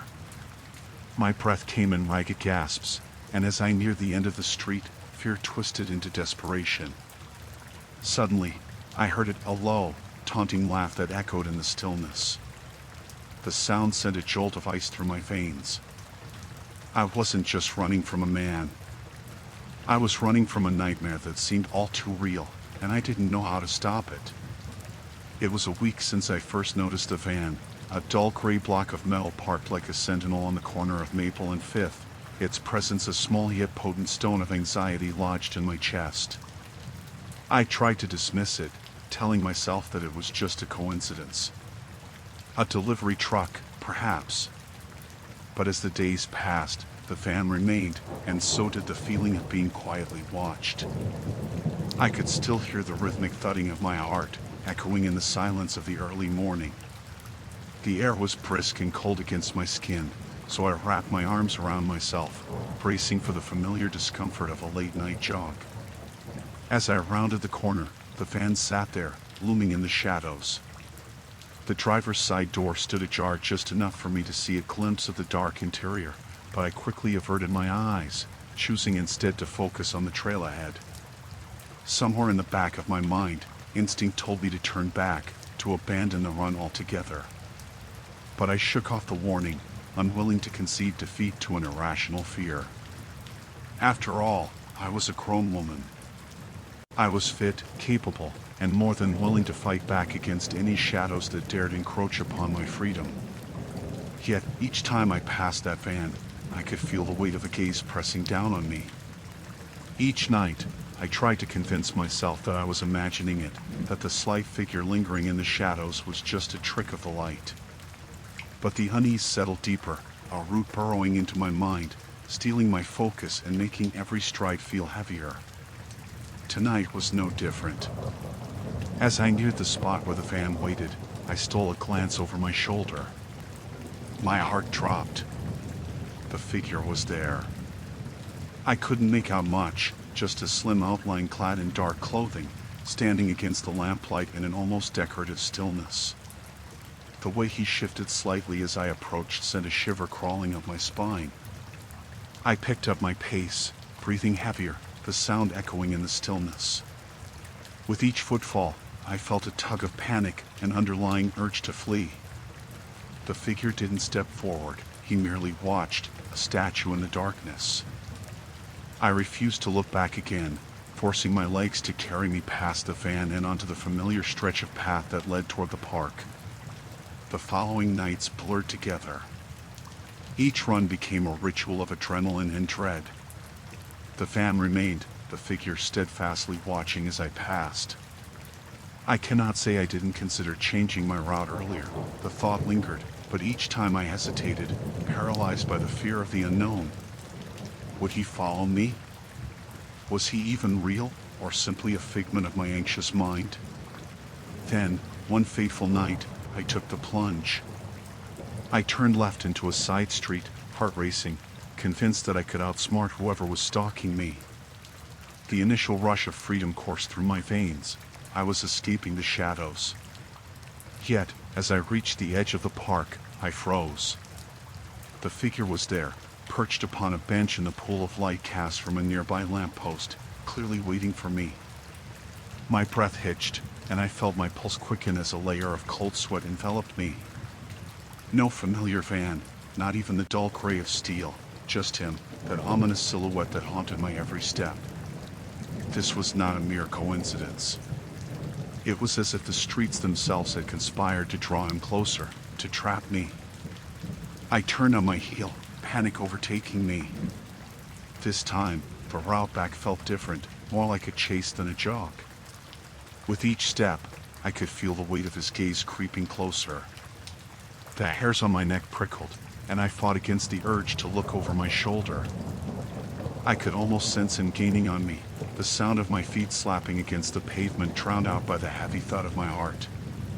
As I continued my desperate sprint, I caught sight of the van just ahead.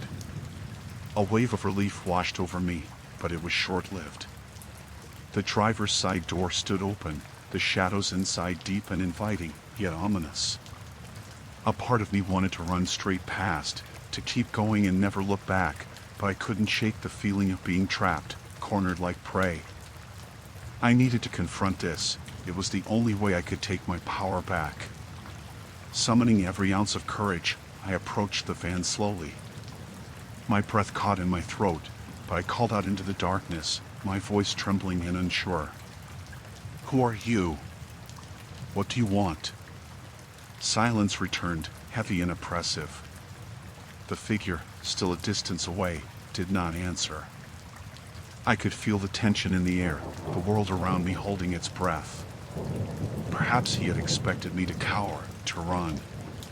But here I was, standing firm, the fading light flickering at my back. Then, something shifted. The figure took a step closer, and my heart raced as I realized he was not just watching, he was coming for me. Panic spiraled within me, and I turned, running again, panic leading my feet faster than reason could grasp. The van blurred behind me, its comforting presence replaced by shadows stretching into the darkness. I couldn't shake the feeling that I was being hunted, that I had merely exchanged one predator for another. Breathless and terrified, I ran on, desperate to shake the fear that gripped my heart, terrified of the reality that I could no longer deny. The darkness was alive, and so was the thing that followed. The chill of autumn had settled into the air, clinging to my skin like the damp fog that rolled in off the river each night. My headlamp flickered as I stepped outside, illuminating the path ahead with a weak glow. The familiar routine of lacing up my sneakers calmed my nerves, but there was an undercurrent of anxiety that pulled in my gut, threatening to spill over. The van was still there, parked at the same spot across from the park entrance, its dark windows like empty eyes fixed on my movements. I had tried to convince myself that I was overreacting, that the world didn't revolve around my frail sense of safety.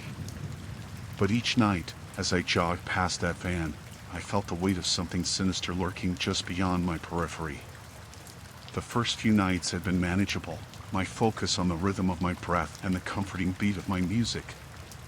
But the figure had started to appear, a silhouette in the shadows, always watching, always waiting. He never approached, yet I sensed his presence like a storm on the horizon. I had run countless loops past that van, each time bracing for an encounter that never came. But tonight, something felt different. The streetlights buzzed ominously, casting elongated shadows that danced eerily in my path. I picked up my pace, the steady beating of my heart evoking an urgency I couldn't quite place. But as I neared the van, a flicker of movement caught my eye. I turned my head just in time to see him, tall, gaunt, leaning against a lamppost as if he had been waiting for me to pass. He wasn't just a shadow anymore. He was flesh, a malicious presence that tightened around my lungs. I swallowed hard, forcing myself to keep running, pushing my legs to move faster. The light from my headlamp bounced off the cobblestones, illuminating the path ahead that felt suddenly infinite, yet perilously close. I rounded the corner, my feet pounding against the pavement, and made the split-second decision to change my route. The river path would be quieter, away from the prying eyes of the van and its occupant. The air smelled of damp earth and decay, each breath drawing in the essence of the darkened world surrounding me. I thought I had escaped him, but the oppressive feeling of being hunted lingered.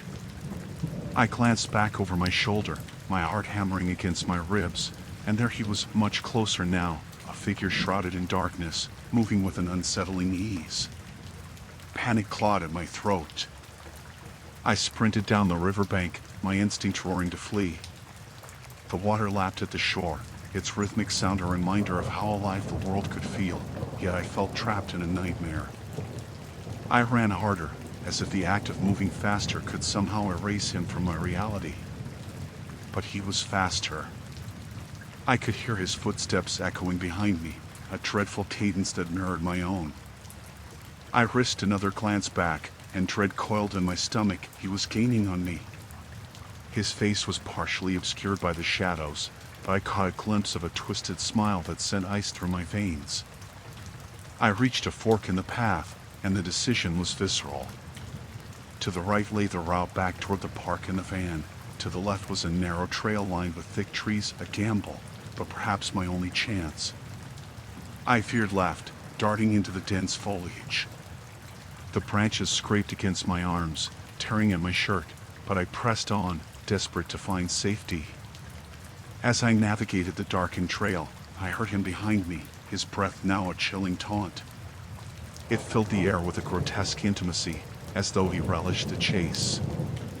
I stumbled over roots and stones, my legs fatigued and trembling, but I couldn't slow down. My lungs burned, and when I turned to glance back one last time, I saw him emerging from the shadows, his figure more defined now, a grotesque silhouette against the moonlight. My heart dropped. I was losing ground, and the isolation of the trail wrapped around me like a noose. I needed to find a way out.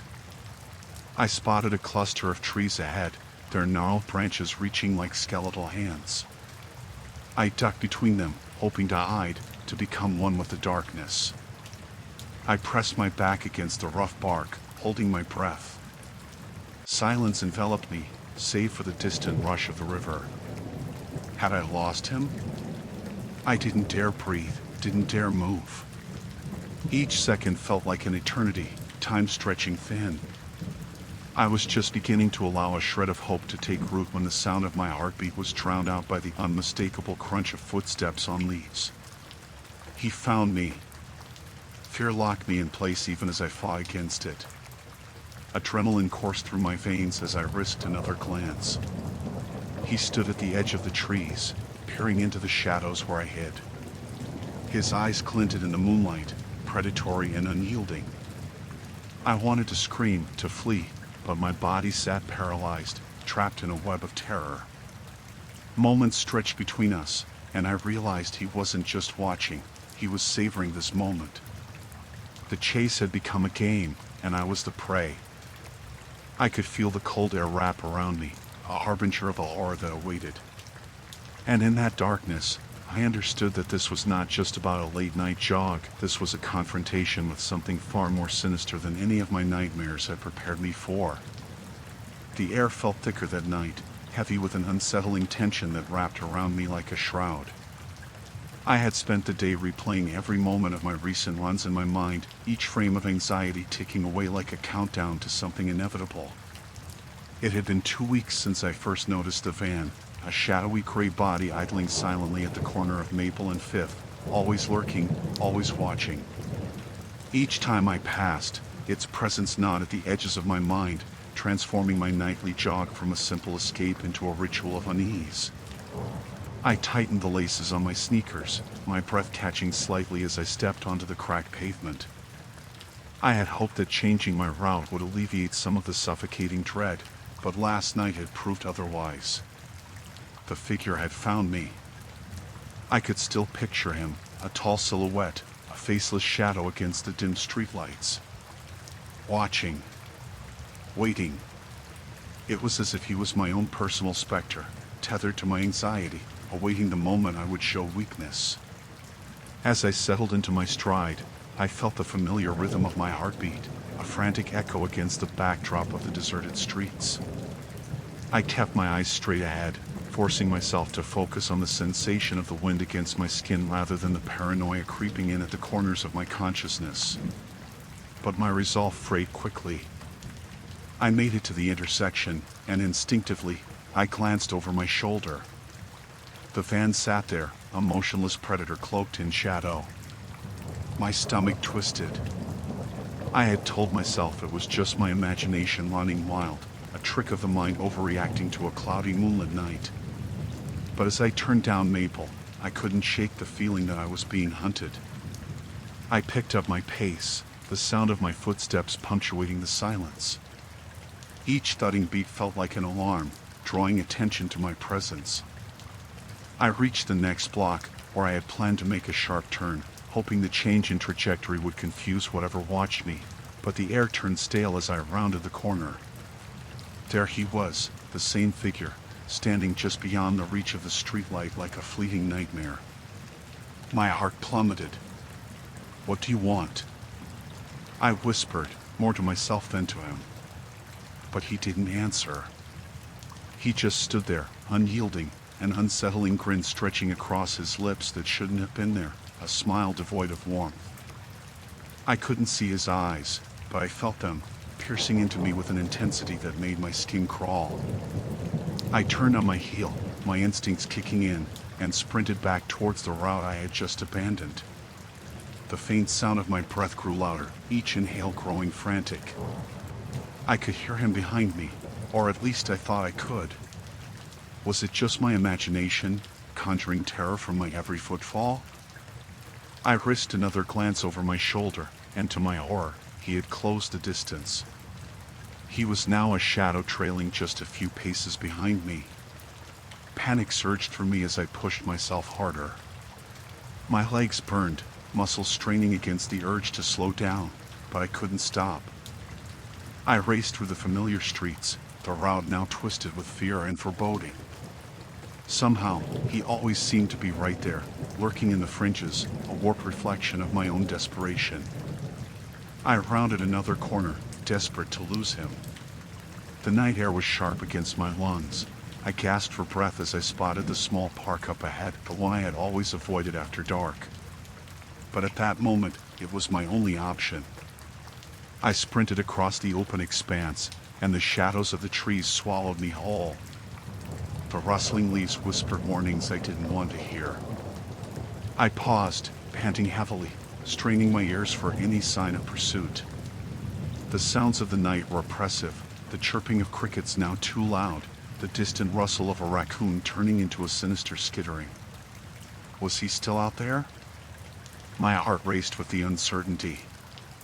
Then, a faint noise broke through the quiet, unmistakable footsteps crunching on the gravel path beyond the trees.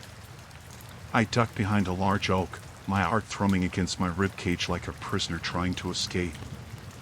I couldn't see him, but I could hear him getting closer. His footsteps stopped. I held my breath, praying he would move on, that he would just disappear into the night. But the silence stretched too long. I could practically feel his gaze sweeping the area, searching for me. Desperation clawed at me. I couldn't stay here. I had to move. I took a step back, careful not to make a sound, but in my haste, I misjudged the strength of the tree branch above me. It snapped under my weight, and I froze, my heart plummeting. Where are you? His voice drifted through the trees, low, mocking, and echoing like a death knell. I bolted, darting from my hiding place, the darkness swallowing me as I ran deeper into the park. I felt the adrenaline rush through me, fueling my flight. The chill of the night surrounded me, and for a fleeting moment, I felt alive until I heard his footsteps again, pounding against the ground behind me, relentless. My lungs burned as I rounded a bend, praying for an escape. A sense of dread weighed heavily in the air, thickening my resolve. I would not be his prey. But every time I glanced back, the figure loomed closer, his silhouette sharpening against the darkness, a harbinger of doom lurking just out of reach. I had entered a nightmare from which there was no waking.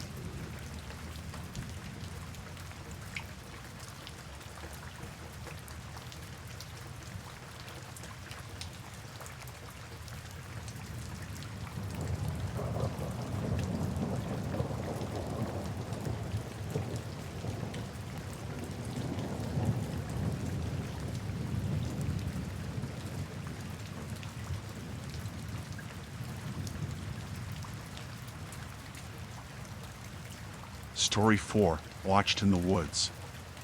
The Appalachian wilderness enveloped me in its vast, green embrace as I hiked deeper into the forest. I had come here to escape the suffocating buzz of city life, craving solitude and the crispness of nature. The towering pines whispered secrets with every gust of wind, their needles carpeted my path, and the scent of damp earth filled my lungs. It was beautiful, serene, just as I had imagined. As I set up camp, the sun dipped lower in the sky, casting long shadows that stretched across the clearing. I pitched my tent near a bubbling creek, its soothing sounds a perfect soundtrack to my evening. The light of day faded, yielding to an indigo sky dotted with stars. I settled beside the fire, the crackling flames warding off the encroaching chill. I flipped through my backpack, pulling out a journal and a pencil, ready to jot down my thoughts. The first hour passed quietly, but as the night deepened, an unsettling feeling crawled up my spine. I brushed it off as paranoia. After all, venturing into the wilderness alone could make anyone feel a bit vulnerable. I picked up my phone to check the time, only to find the screen illuminated with a notification. A text message from an unknown number. I hesitated, a shiver of unease coursing through me. Cautiously, I opened it. My heart sank as I stared at the photos. The first one showed my tent, the second captured my campsite from the perspective of the trees. I was not alone. Someone had been watching me. I scrambled to my feet, the warmth of the fire suddenly feeling inadequate against the wave of dread washing over me. My mind raced. I quickly glanced around, searching the darkness for any sign of movement, any indication that I was not simply imagining this horror. My breath came quicker, shallow and panicked. Was it a prank? The area was known for hikers, but this felt different. The photos were taken moments ago. I texted back, my fingers trembling as I typed, "Who is this?" I cursed myself for not having a lock on my phone. There was no response. The silence of the woods pressed in around me, thick and suffocating. I considered my options. I could stay put, but what if this person was nearby? What if I was already too late?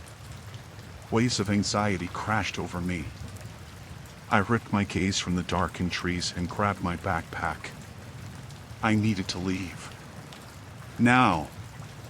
I shoved my phone into my pocket, leaving the journal behind, turning my back on the flickering campfire that had felt so comforting a moment ago. With each step into the woods, I felt the weight of unseen eyes.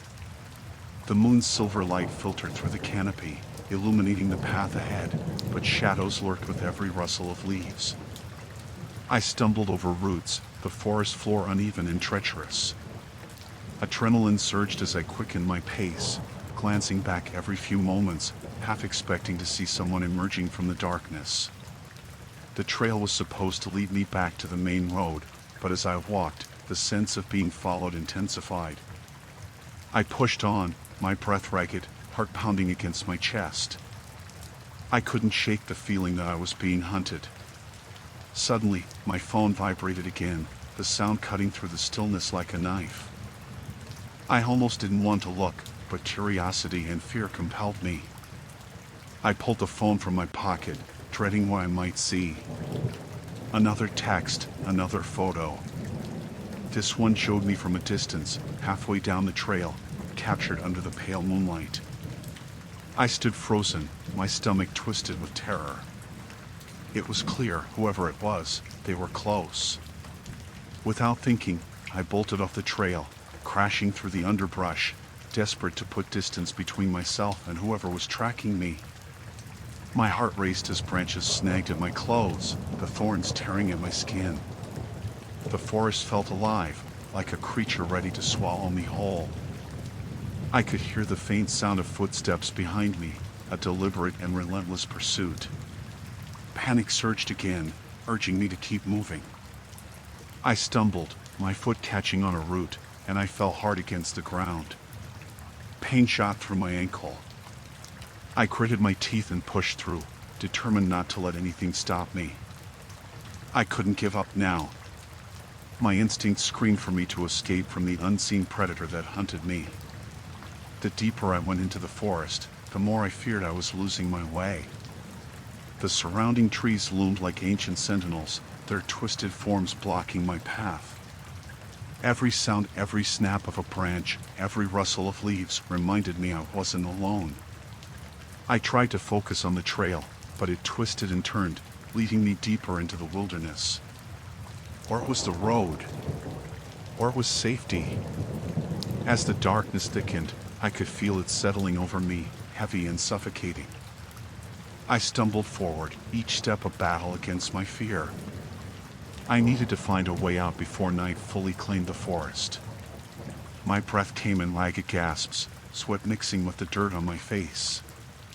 In the distance, I heard something, a low rustle, then a voice. It wasn't loud, but it echoed through the quiet of the night, chilling me to my core. I froze, my heart hammering in my chest. My mind screamed at me to run, but part of me was paralyzed with fear, rooted to the spot. I strained to listen, my instinct screaming that whoever was chasing me was closing in. I had to move. Now! The sun hung low in the sky, painting the treetops with an orange hue that warned of the impending dusk. I had just finished setting up my tent, the bright green fabric stark against the browns and greens of the wilderness that surrounded me. The air was still, and for a moment, I relished the tranquility, the sounds of chirping birds and rustling leaves providing a soundtrack to my solitary escape. But that peace shattered when my phone buzzed, jolting me from my thoughts. I fished it out of my pocket, my heartbeat quickening when I saw the unknown number flash on the screen. Curiosity gnawed me. I hesitated, the screen lighting up with a series of photos. My stomach dropped. The first image showed my campsite, the tent, and the small fire pit I had built. The next was a close-up of my backpack, its zipper partly open where I had carelessly stuffed my snacks. The last was a shot of me, taken from the trees with my back turned, completely unaware that someone had been watching me. A chill ran down my spine, and my instinct screamed at me to pack up and leave, but panic flooded my veins, leaving me paralyzed. I scrolled through the images again, the realization of my isolation crashing down upon me like a wave. I was alone, miles away from any help, with no one around to hear me scream. I could hear my heart thundering in my chest as I looked around, half expecting to see someone lurking between the trees, but the forest remained silent and still. I snapped back to reality and pressed the reply button, my fingers trembling as I typed, "Who is this?" I hit send, but a sick feeling crept into my gut as I realized how desperate I sounded. I didn't want to appear weak, but the thought of facing an unknown stalker made my throat constrict. The sun dipped further, and shadows grew longer, clawing at the edges of my campsite. I glanced at my watch, it was nearly 6. I still had time, I told myself. I could pack up and hike back to the trailhead before darkness fell. The thought of staying another moment felt suffocating, so I sprang into action. I unzipped my tent, quickly yanking out the sleeping bag, my clothes, and everything else I had brought. I shoved them into my backpack, the fabric straining against the weight. Panic propelled my movements, and I didn't bother to fold anything neatly.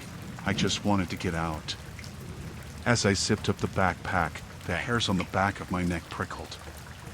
I glanced around the campsite, half expecting to see someone standing there, but the trees held their secrets close. I took a deep breath, reminding myself that I was an experienced hiker. I had faced worse conditions than this. My mind, however, countered, reminding me that I had never faced a situation like this, being stalked in the isolation of the woods. I turned to the trail, the path winding ahead of me, cloaked in shadow. I hesitated, feeling the weight of the unseen eyes pressing down on me. The woods felt alive in a way I had never experienced before, the rustling of leaves carrying whispers of warnings. Every snap of a twig underfoot made my heart race. With one last look at the campsite, I stepped onto the trail and began to walk quickly, the sun slipping further behind the horizon. My thoughts raced alongside my footsteps. I needed to get to the car, drive to a motel, and call the police. Maybe that would be enough. My breathing became erratic, but I forced myself to focus on the rhythmic crunch of leaves underfoot. As I navigated the path, a darkening sky loomed overhead, the stars hidden behind the thick canopy. I felt so small, so insignificant against the enormity of the forest, and a chill settled into my bones. I pressed on, but with every step, the tread coiled tighter in my chest. I tried to shake the feeling off, to reassure myself that I was overreacting. Perhaps someone had happened upon my campsite earlier and snapped the photos for a laugh. But that thought felt flimsy, and my mind kept returning to the images on my phone, the way I had stood there, blissfully ignorant of the danger lurking close by. Then a sound pierced the stillness, a rustle, as if someone was moving through the underbrush.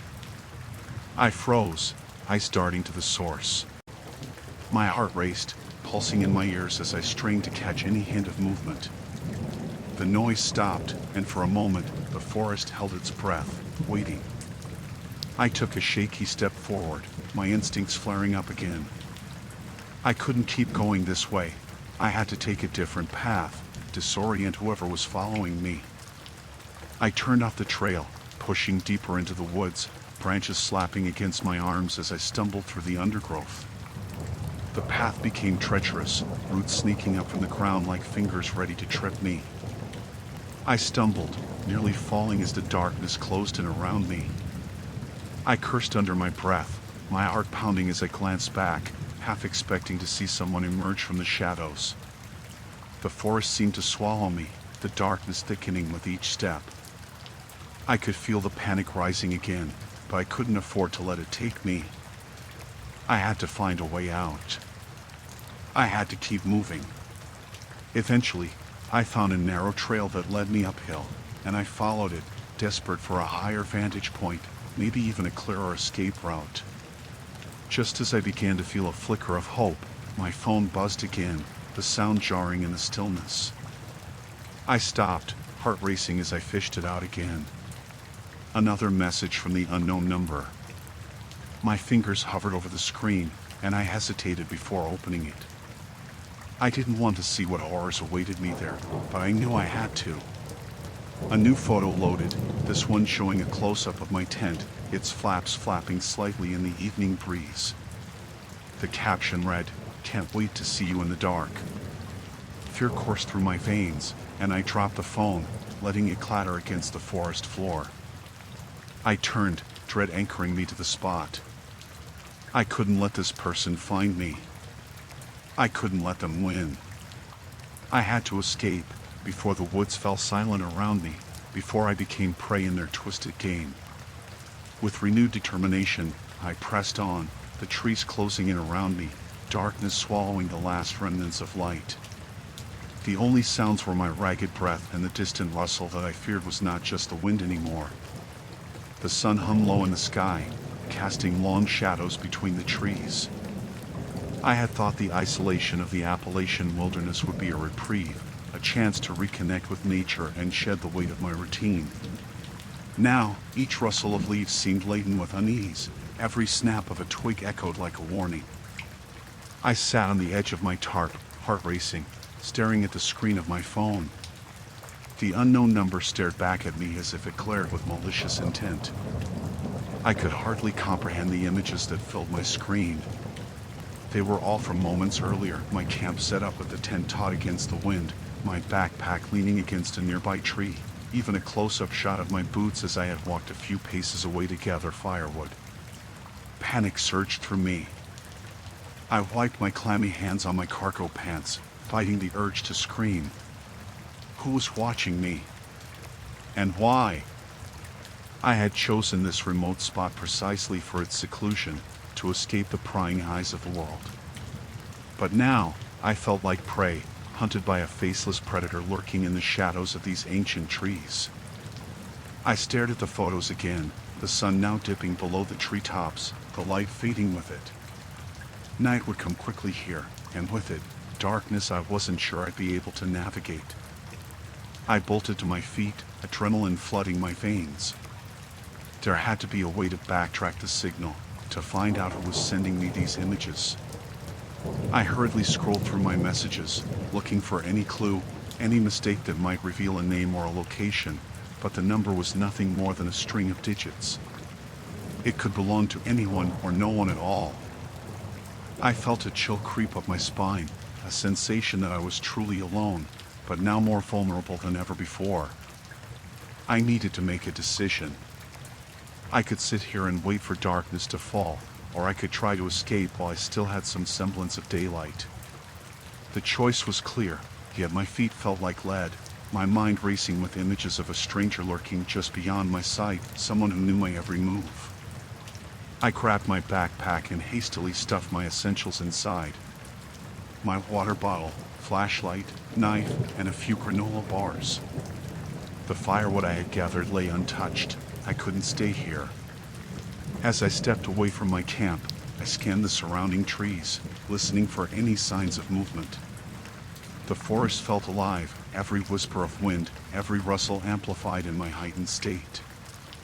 I took a deep breath, forcing myself to focus.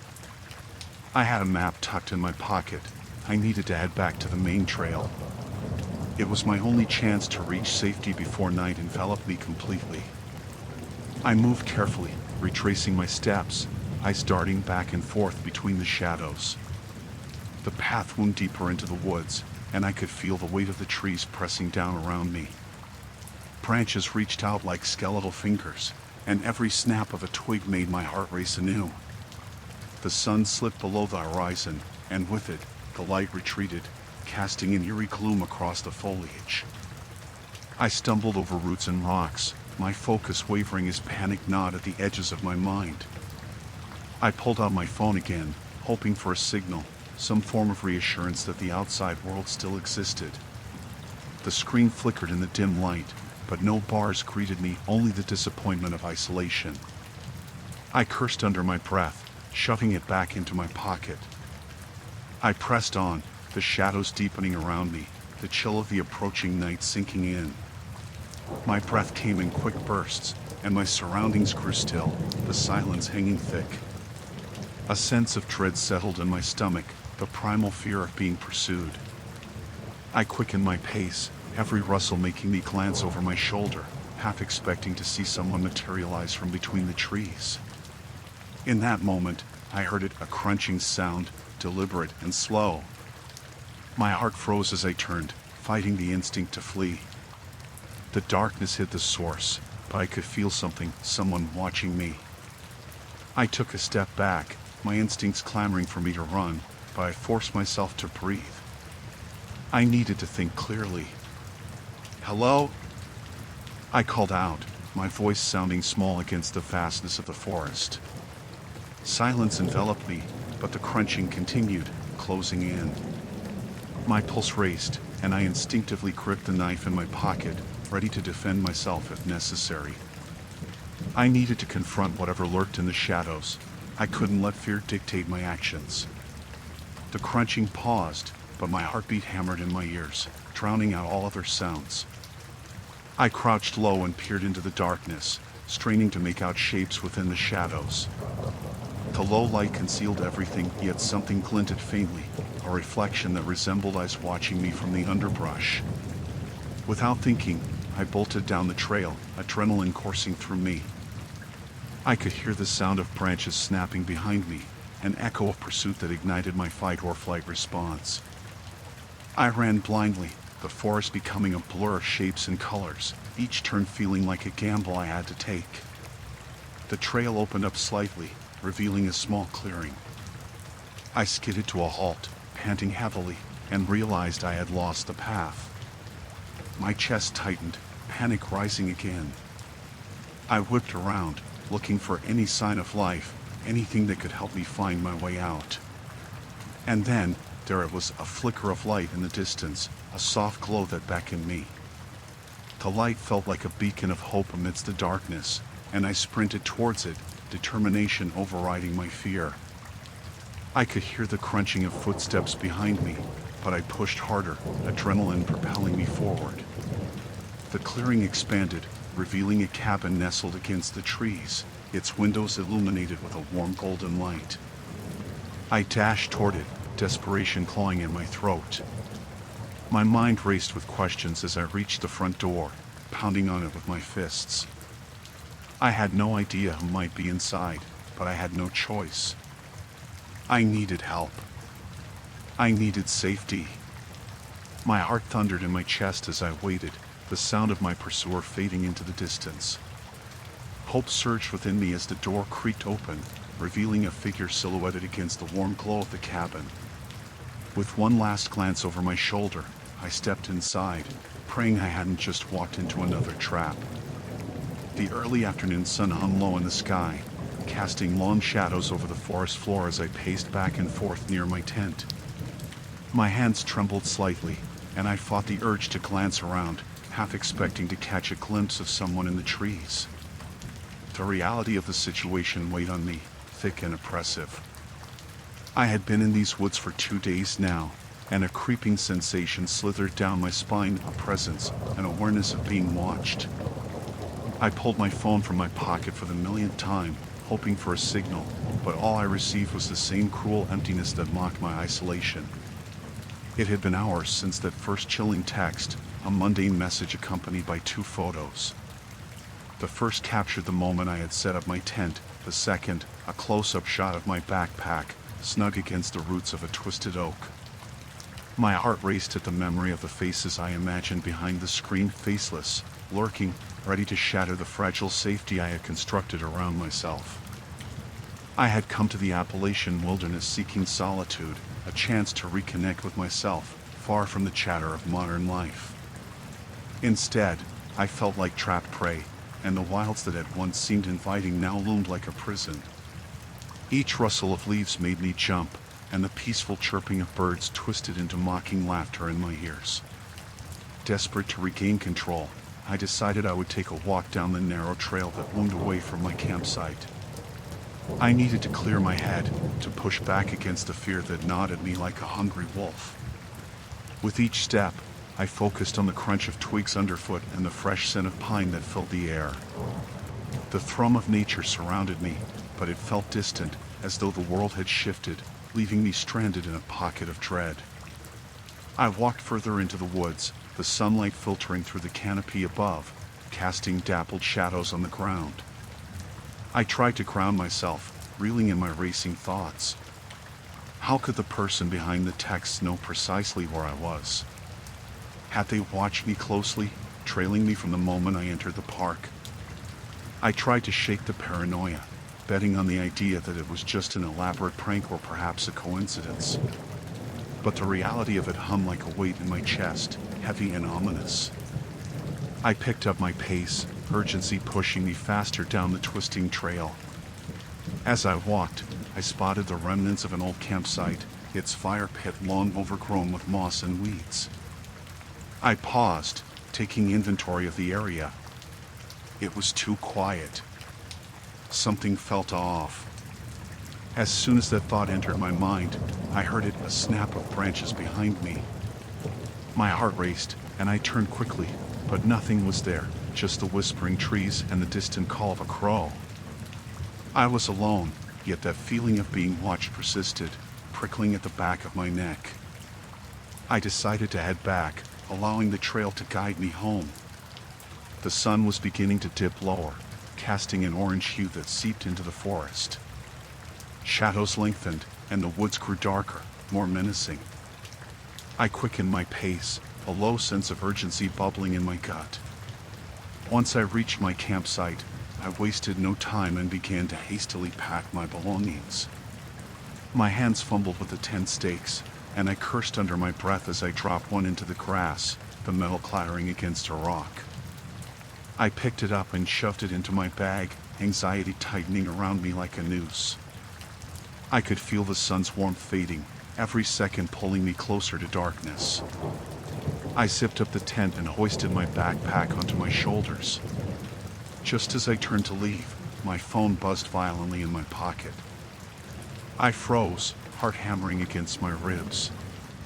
With shaking hands, I pulled it out again, willing it to be a message from a friend, someone I could trust. But it was the same unknown number. I stared at the screen, breathless. The photo displayed sent a cold wave crashing over my skin, a picture of my tent, taken from a distance that suggested someone had been watching me from the trees. A sense of doom washed over me, mingling with panic. I had to get out of there. As I tore my gaze from the screen, I began to move, forcing myself to breathe steadily despite the fear clawing at my throat. I stepped onto the narrow trail, my senses heightened, straining to catch any sound that might signal danger. As I walked, I tried to mentally map my route back to the parking lot. I would have to navigate in darkness soon, and that thought made my heart race even faster. I descended deeper into the underbrush, the trees closing in around me. The path twisted and turned, and though I could still make out faint trails of light from the sky, the shadows grew longer and more oppressive. I pushed forward, not daring to look back. My ears rang with the sound of my heartbeat, drowning out the forest's ambient noise, making me feel like I was the only one left in this vast wilderness.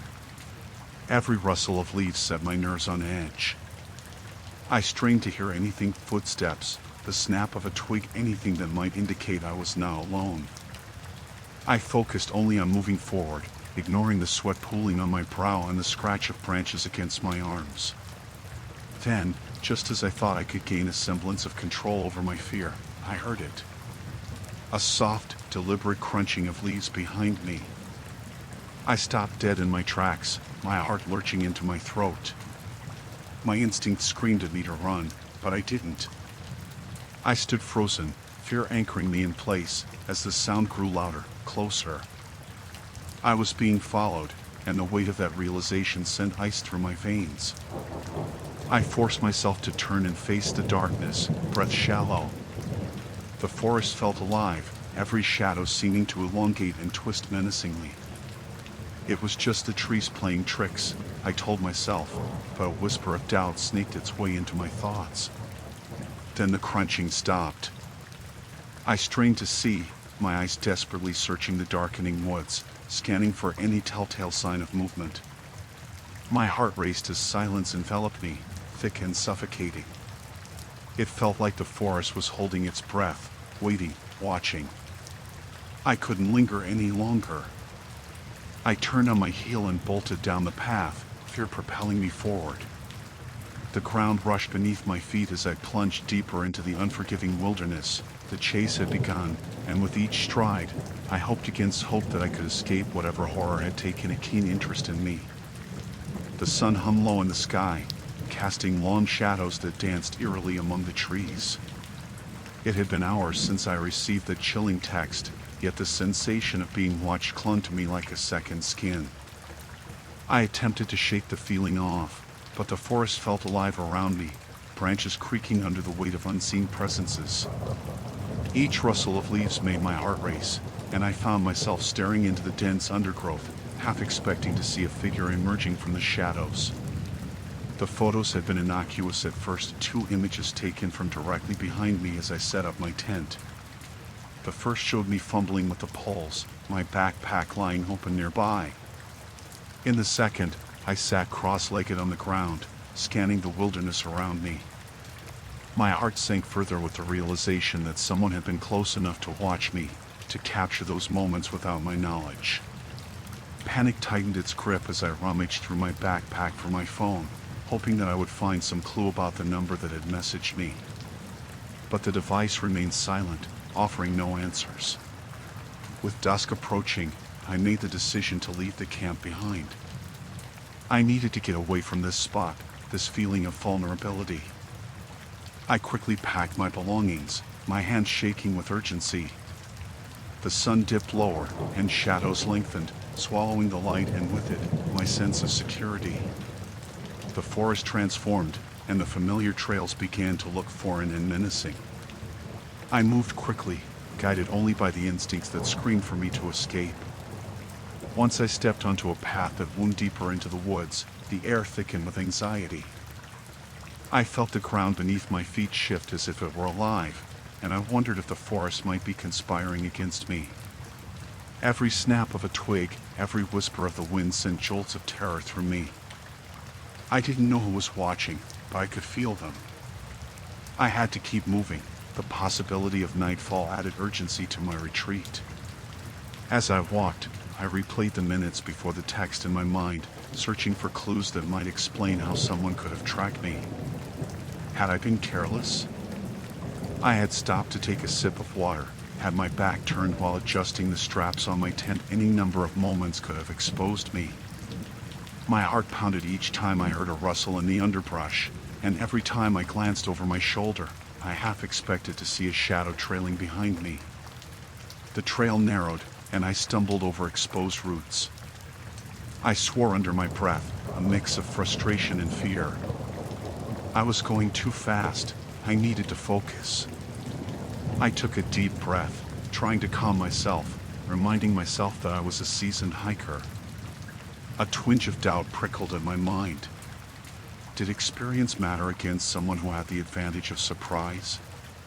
Suddenly, my phone buzzed in my pocket, the sound like thunder in the otherwise silent woods. I stopped dead in my tracks, my heart leaping into my throat. I fumbled for the device, dread pooling in my stomach as I saw the screen light up, not with a familiar name, but with that same unknown number. Fingers trembling, I opened the message. It was another photo, and my breath caught in my throat. It was taken from above, a wide shot of the path I was on, my path. I stood at the center of the image, oblivious, a lone figure against the vast wilderness. It was recent, the light was fading, and only moments had passed since I had been at that exact spot. I glanced around wildly, the hairs on my neck standing on end. Had they been following me this whole time?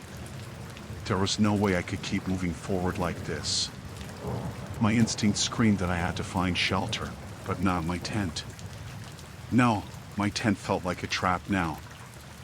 I needed somewhere safer, somewhere the watcher would not think to look. Spurred by desperation, I darted off the path and into the thickets. The underbrush clutched at my legs, branches snagging my clothes and tearing at my skin.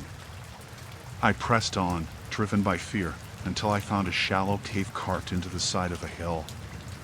It was dark and damp inside, but it was my only chance. I squeezed through the opening, my heart racing as I got deeper into the darkness. Once inside, I pressed my back against the wall, straining to hear any sound outside. The world outside was muted, the forest seemingly holding its breath. I waited, my phone clutched tightly in my hand, prepared to fight against the urge to check for any further messages. I didn't want to know, but I couldn't help myself. Time slipped away as I listened for movement, the darkness closing in around me. Every creak of the earth was amplified, every distant rustle felt like footsteps drawing nearer. I pulled my knees to my chest, heart pounding as I was consumed by fear. I wished for the sun a mere hour ago. It had been a comforting presence. Now, it felt as distant as hope.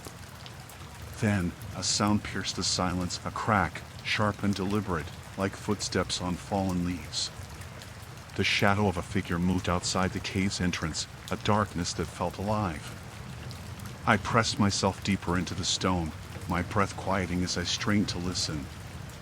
They were here, hunting for me. The thought stole my breath, and I felt the panic rising again. My thoughts raced. I couldn't stay here. I needed to move, to escape, but the fear of being caught made my insides twist into knots. The figure paused, and in the suffocating black, I held my breath, praying for them to move on. The forest had gone eerily still again, and for a moment, I dared to hope I had been unnoticed. But then, just outside the cave, I heard the unmistakable sound of fabric brushing against stone, a whisper of movement that sent shivers down my spine. I had to decide. I could stay and risk being discovered, or I could make a run for it, straight into the abyss of the night. Each option felt like a death sentence. The question haunted me: who was out there? And why? As I weighed my choices, an overwhelming realization settled over me. I had to escape before I became another shadow in the forest, lost to the very wilderness I had sought for solace. With a final breath, I prepared to move.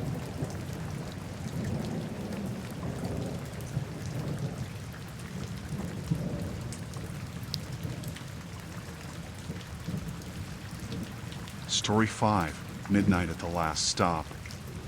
The fluorescent lights buzzed overhead, flickering intermittently, casting a sickly glow on the empty train station.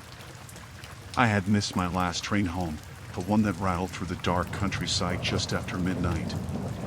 My phone had died, the screen going dark just moments after I had stepped off the bus, leaving me helpless and disoriented. As I sat alone on the cold metal bench, I could hear nothing but the distant hum of machinery and the occasional echo of my own breathing.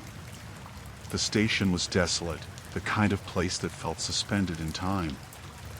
I had always loved the thrill of train travel, the rush of anticipation as I boarded, the journey unfolding before me like a story yet to be told. But tonight, the excitement had evaporated, replaced by an unsettling stillness that clung to the air, thick as fog.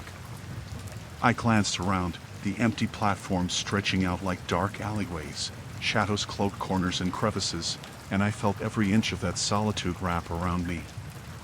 As I sat, trying to ignore the gnawing anxiety creeping in, I noticed a figure in the distance. He emerged from the shadows, a man in a long, dark coat that fluttered slightly with each step. He was unremarkable at first glance, nondescript features, scruffy hair, but as he moved closer, I felt a chill snake its way down my spine. "Hey there," he called out, his voice low and gravelly. "You missed your train?" I forced a smile, though my heart pounded against my rib cage. "Yeah, I did." I shifted in my seat, hoping he would take the hint and move along. "That's a bummer," he said, planting himself on the bench next to me, too close for comfort. "Looks like you're stuck here for a while." I nodded, the sweetness of freedom replaced by the bitterness of confinement. "I'll just wait for the next one." His lips curled into an unsettling grin, revealing a flash of teeth that seemed too sharp, too eager. "You know, it's not safe to be out here alone at this time of night." I swallowed hard, trying to project a calm I didn't feel. "I can manage." "Oh, I'm sure you can," he said, leaning forward, elbows resting on his knees, eyes locked onto mine. His gaze was intense, almost predatory. "But you shouldn't have to. I can help you." "Thanks, but I'm fine." I glanced at the empty tracks, longing for the reassuring sight of a train pulling in, a chugging reminder that I wasn't alone in the world. He chuckled softly, the sound grating like nails on chalkboard. "You know, it's funny.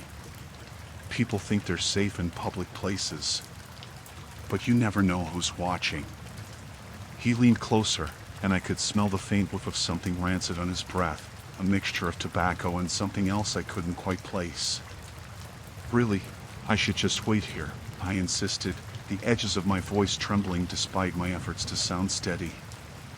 His smile faded, replaced by a look that pierced through me, unsettling in a way that made my skin crawl. You shouldn't be so quick to dismiss help, you know. I stood up, instinctively putting distance between us, my legs feeling unsteady. I think I'll be okay. I just need to wait. Don't go anywhere, he said, his tone shifting to something resembling a command. The playful edge in his voice had morphed into something darker, more dangerous. You wouldn't want to get lost. I took a step back, my heart racing. I'm not lost. Sure you are, he replied, rising from the bench. He towered over me now, blocking my view of the station entrance. Out here, it's easy to get lost. But I can help you find your way. Fear coursed through me like ice water. Every instinct screamed at me to run, to escape this man in this suffocating place, but I was rooted to the spot, paralyzed by a mix of fear and confusion. He didn't belong here, yet somehow, he felt more rooted to the dimness of the station than I did. I think I should go, I said, my voice barely above a whisper, as I took another tentative step back. Go where? He asked, cocking his head, a mockery of concern flooding his features. It's late. There's nothing out there for you. Nothing but dark. His words hung in the air like a noose, tightening around my throat. I could feel the weight of the emptiness surrounding us, the echoes of my own heartbeat drowning everything else out. My throat tightened, and the hairs on the back of my neck stood on end. I want you to stay, he continued, though his voice dripped with a sinister undertone. Just a little while longer. You might like it here. Inside, a primal instinct roared to life, urging me to flee, to break the hold he had on me. I turned, scanning the station for any sign of life, any passerby who could intervene, but it was just us, two figures against the backdrop of abandonment. The silence stretched, thick and suffocating, until I said, I really need to go. His smile returned, but this time it was devoid of warmth. Not yet. The darkness loomed, and I realized that whatever small measure of safety I felt was a lie.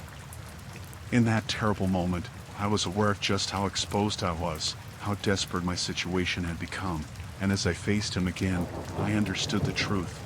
I was never as alone as I thought. The fluorescent lights above flickered rhythmically, casting an eerie glow throughout the cavernous train station. I sat hunched over on the cold bench, my fingers intertwined, desperately trying to recall what had gone wrong. One minute I had been rushing through the terminal, the sound of my suitcase wheels echoing against the polished tiles, and the next, I had watched my train pull away, the lights of its carriages disappearing into the night. A chill crept through my jacket, the air turning damp and heavy. The usual bustle of travelers had dwindled to nothingness, leaving me alone and exposed.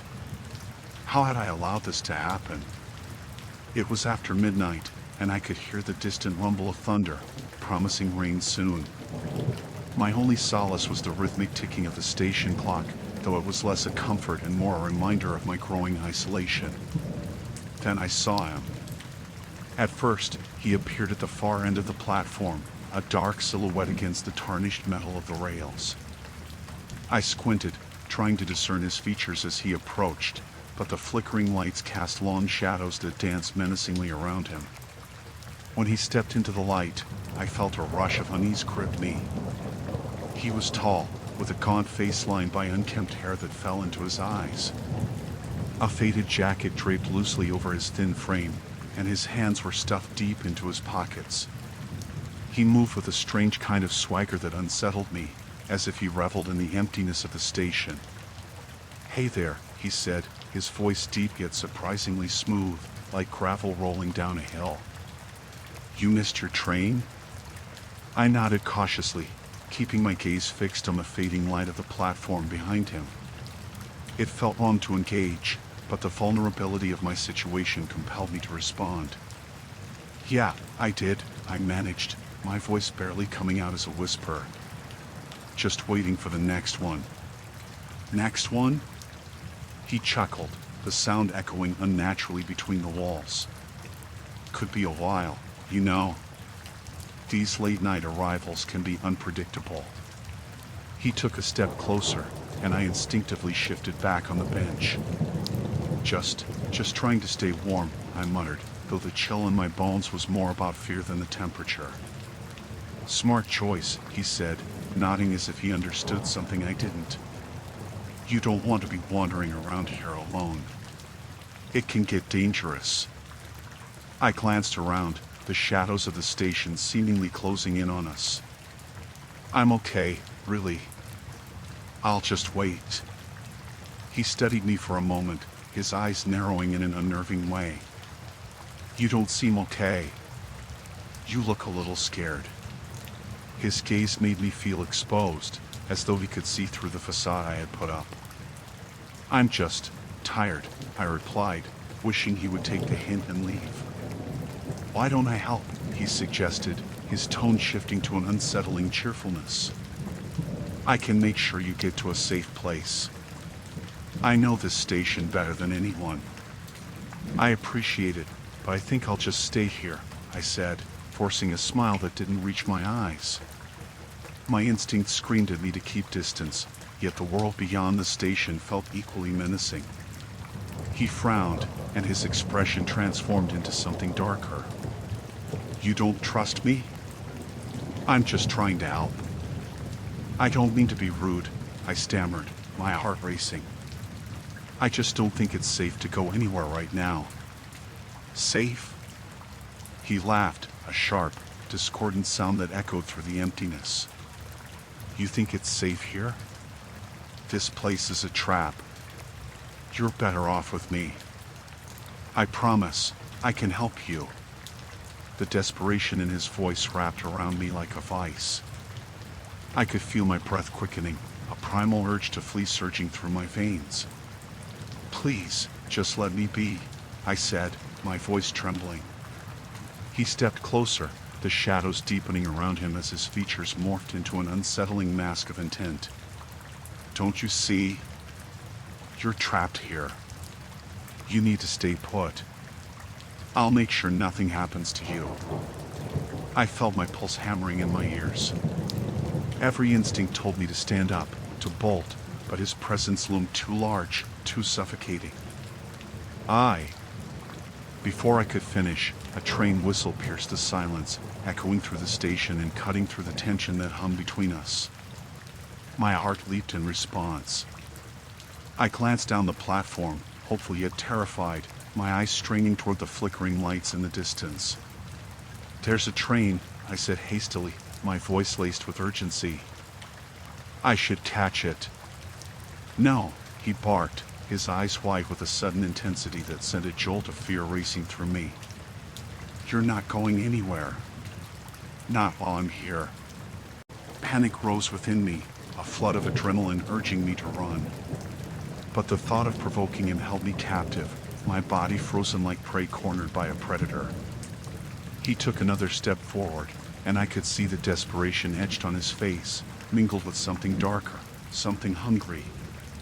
Just stay put, he insisted, his voice now low and menacing. The flickering lights overhead dimmed for a moment, and shadows lengthened, wrapping around us like tendrils grasping for a hold. I felt my breath hitch as I searched for a way out. The train was coming, but I had no idea how long I could keep this man at bay. I needed to escape, to find safety, yet the weight of his presence pressed down on me, trapping me in a nightmare I couldn't wake from.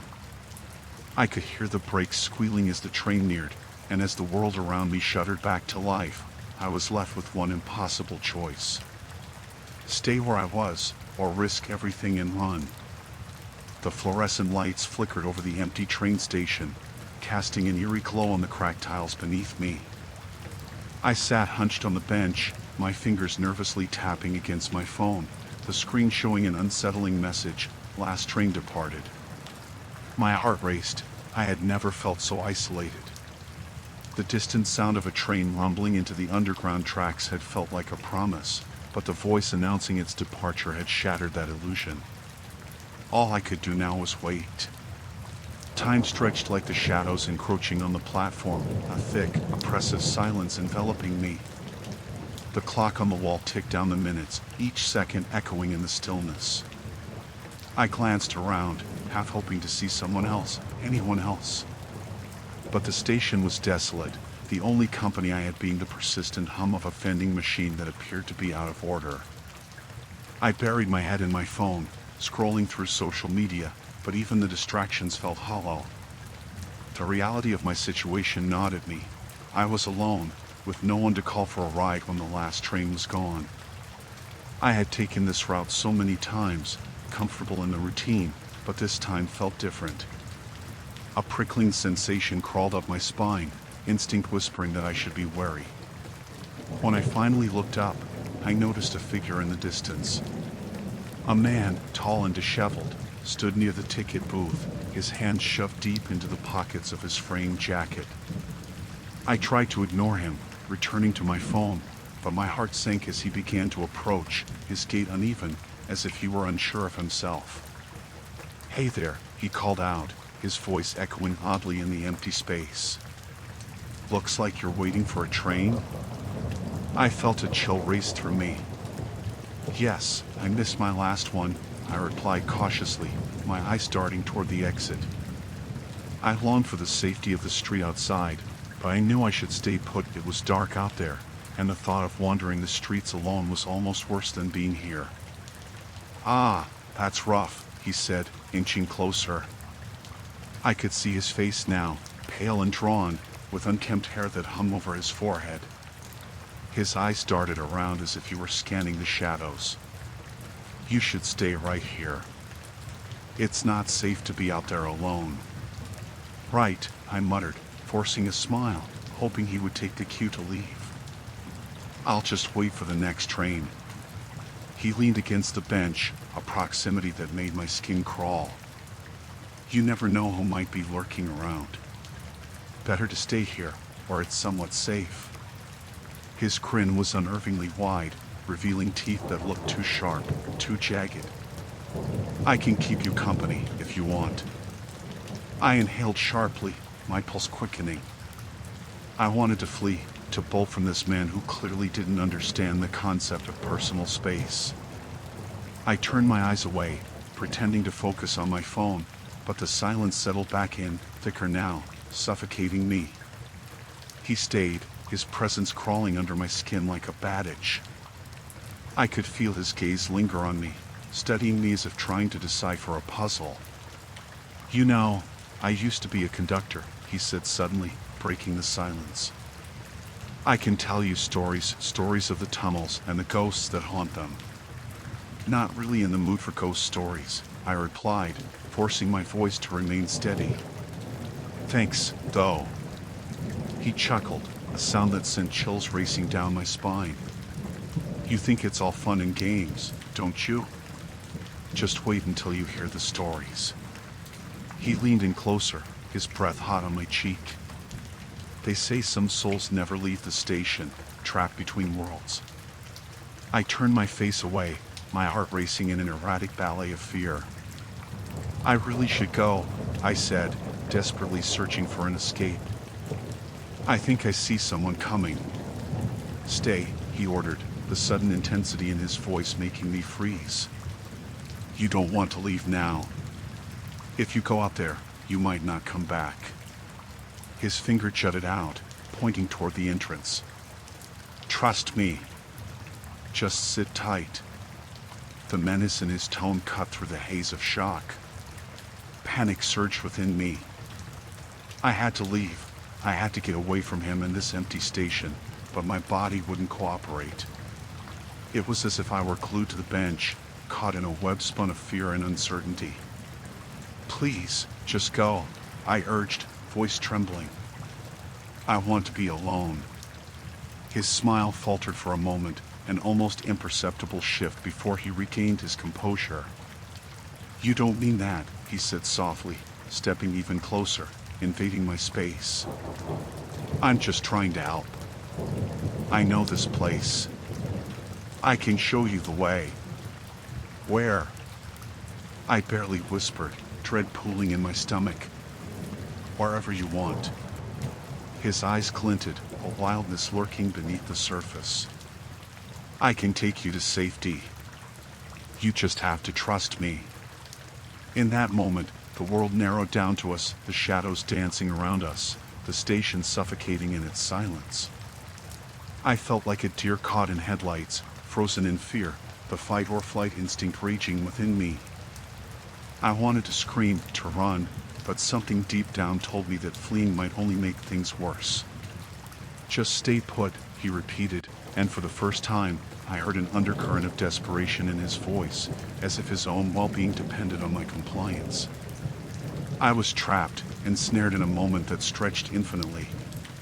The weight of his stare bore down on me, and I knew then that I had to find a way out before it was too late. The cold air wrapped around me like a damp blanket as I sat alone on the splintered bench, my breath visible in the dim yellow light of the train station. The last whistle had sounded hours ago, leaving me stranded in a place that felt increasingly alien and unwelcoming. I could hear nothing but the occasional creaking of the old building, a mournful sound that echoed through the stillness. Time had become meaningless, with the dull tick of the clock on the far wall the only reminder that the world continued to move outside this forsaken place. I had been pacing, but my steps soon became heavy, the fatigue settling into my bones. I was grateful for the momentary escape from the biting cold as I settled back down on the bench. The shadows seemed to shift and swell around me, and I couldn't shake the nagging feeling that I was being watched. Each soft sound, the rustling of leaves, the distant rattle of a loose sign, set my heart racing. That was when I first saw him, a figure emerging from the darkness at the far end of the platform. The flickering fluorescent lights cast an unflattering glow over his face, revealing a gaunt, angular structure framed by wild, dark hair. He approached with a slight shamble, as if the floor was foreign beneath his feet. My instinct screamed at me to leave, yet my feet were glued to the bench. "Hey there," he called out, his voice soft but oddly reverberant, as if he were speaking from somewhere deep within a cave. "You look like you could use some help." I swallowed hard, forcing myself to respond. "I'm okay, thank you. I'm just waiting for the next train." He chuckled, a sound that sent a chill racing down my spine. "Ah, you're not going to catch a train here tonight, you know that, right? They shut down the lines after midnight. You're going to be waiting a long time." The realization hit me like a punch to the gut. My phone had died long ago. I was completely cut off. "I just need to figure out my options," I said, trying to keep my voice steady. "I'll be fine." "Fine," he echoed, his smile widening in a way that made my skin crawl. "But you're all alone. That's not safe. You shouldn't be out here by yourself." He stepped closer, the shadows swallowing him momentarily before he was illuminated again. "Why don't you just stay put? I can wait with you." I was aware of my heart now, thudding heavily in my chest, drowning out the ghostly sounds of the station. "Really, that's okay. I should call someone, or..." I hesitated, glancing around for any sign of help. The station felt like a tomb, silent and foreboding. He sat down on the edge of the bench, invading my space, his knee nearly touching mine. "You don't have to pretend. It's late, and you look scared. I get it." His voice had changed lower, almost conspiratorial. "I can help you. Just let me help." A chill clawed its way up my spine as I scanned his features more closely. The manic glint in his eyes and the twitch of his fingers on the bench were telling. "You don't need to help me," I said, forcing as much calm as I could manage into my tone. "Why would you want to leave?" He leaned in, his breath hot and fetid. "If you stay here, I'll make sure you're safe." Every instinct screamed for me to get up, but my legs felt as heavy as lead. I wanted to move, to flee, but the way he looked at me made me feel like a deer caught in headlights. I need to go," I managed, my voice trembling. He chuckled again, this time with less humor and more malice. But where would you go? This place is dead.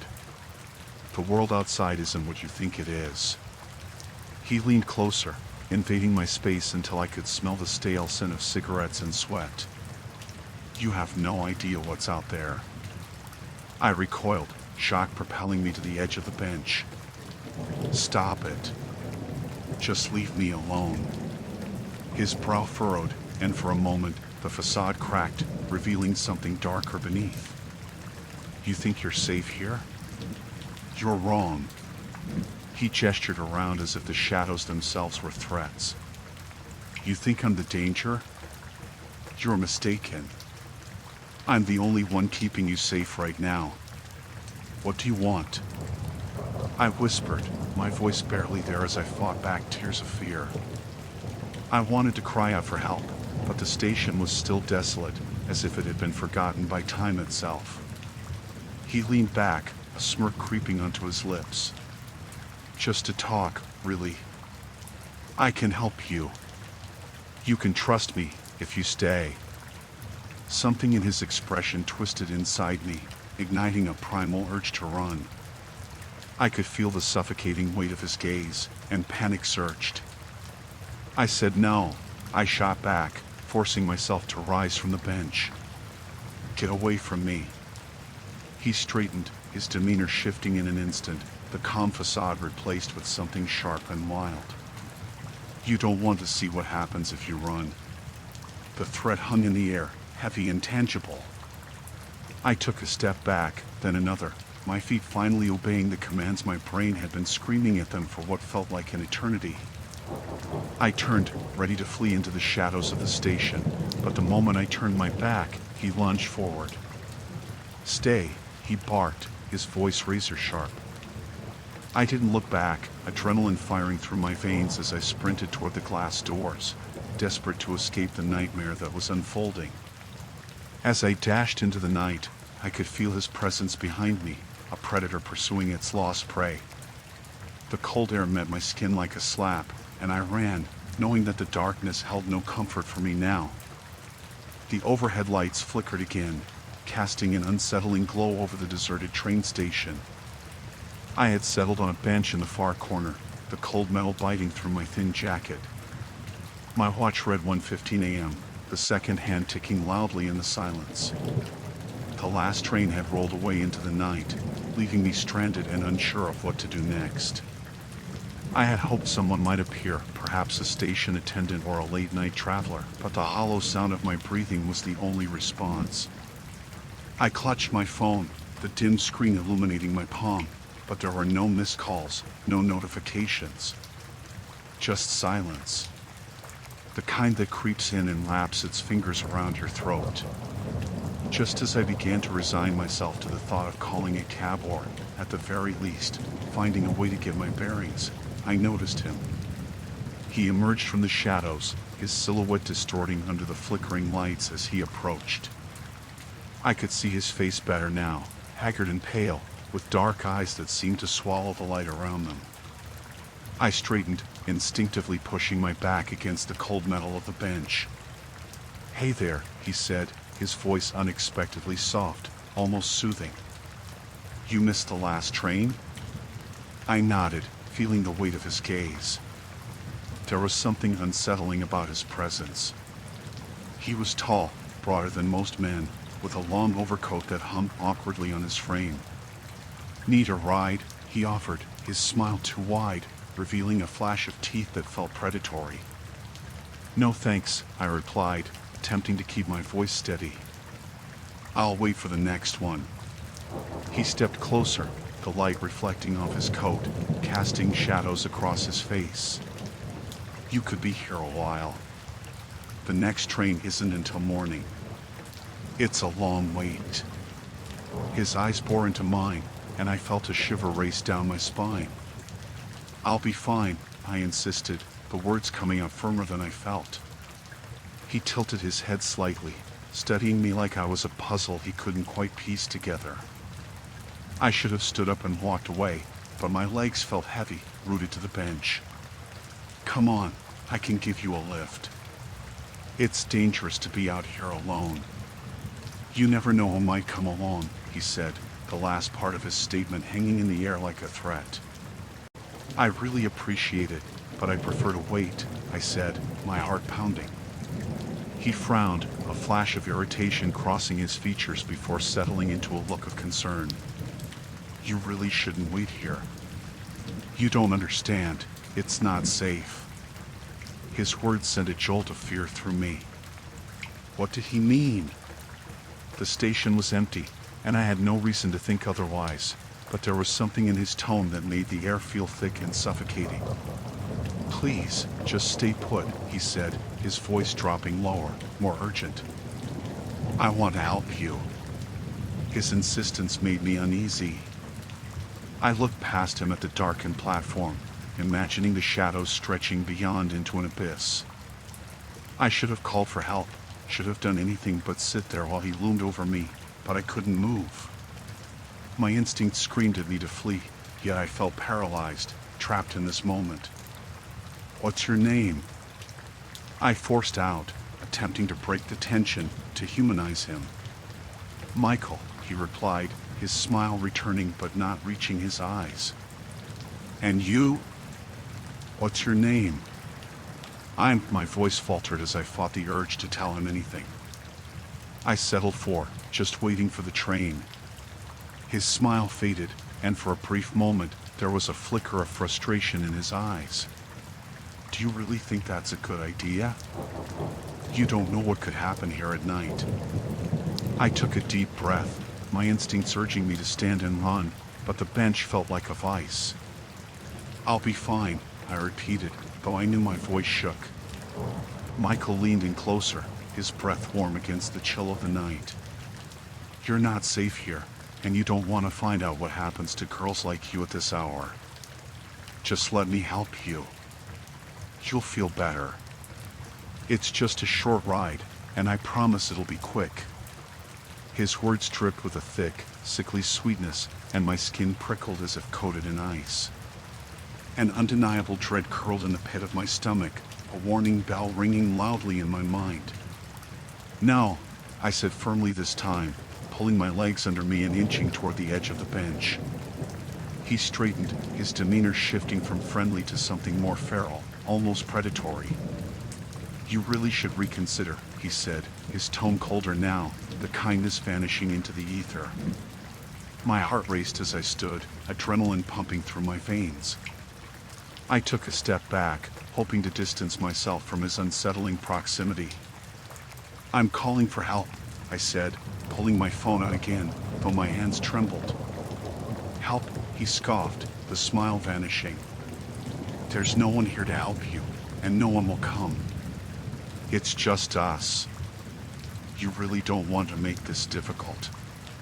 The weight of his words crashed around me, and I turned, ready to sprint toward the station doors when he reached out, grabbing my arm. His grip was like iron, and I gasped, wrestling against him as terror shot through me. "Stay," he growled, his voice low and dangerous. Panic surged, my blood roaring in my ears. I jerked free, adrenaline surging, and I ran toward the entrance. My breath came in harsh gasps as I sprinted down the platform, hearing his footsteps behind me, heavy and purposeful. I burst through the doors into the cool night air, heart thundering, the world outside sprawling before me. I had to get away. I had to find safety.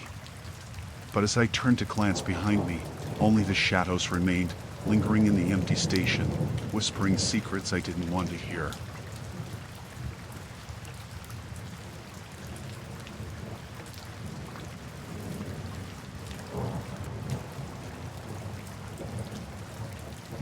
Story 6, Chase into Darkness. The night air was thick with the scent of pine and damp earth, a stark contrast to the fluorescent glow of the gas station I had just left behind.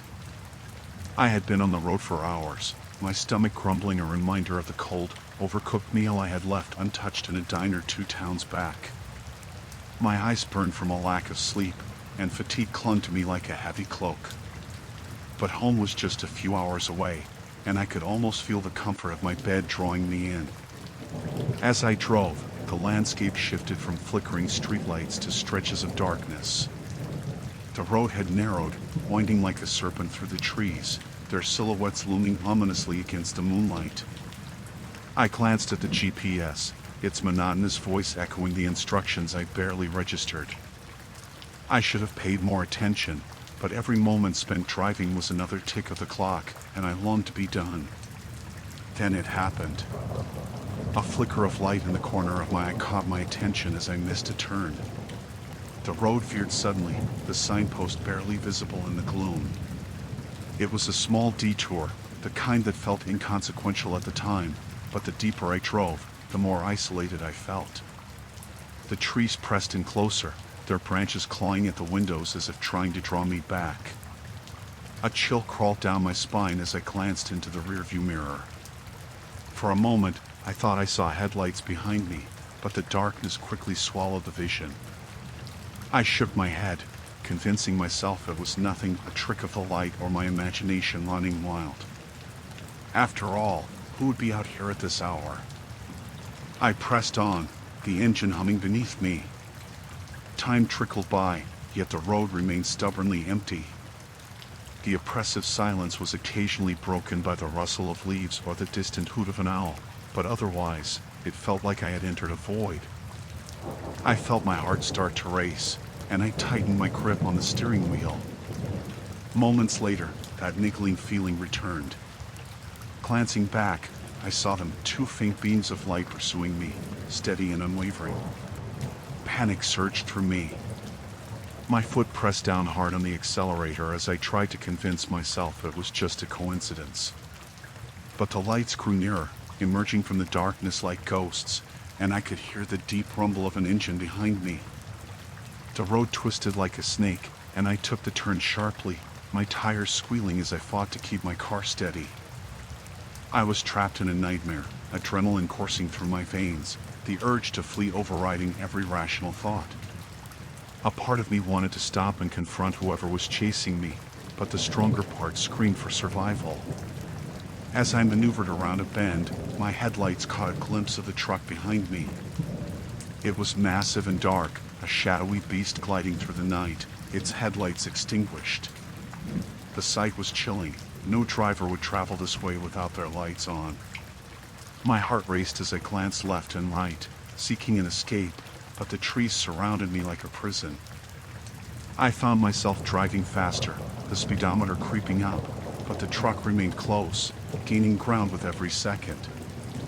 I could hear the rumble of its engine, an ominous growl that seemed to mock my futile attempt to get away. I knew I had to do something. The darkness was closing in, and the weight of dread pressed against my chest. I spotted an old dirt road on the right and, without thinking, I yanked the wheel and veered onto it.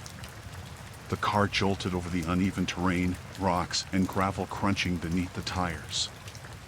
I dared to glance back, and my blood turned to ice. The truck had followed me down this path. I barely registered the fear-stricken expression on my face reflected in the rearview mirror.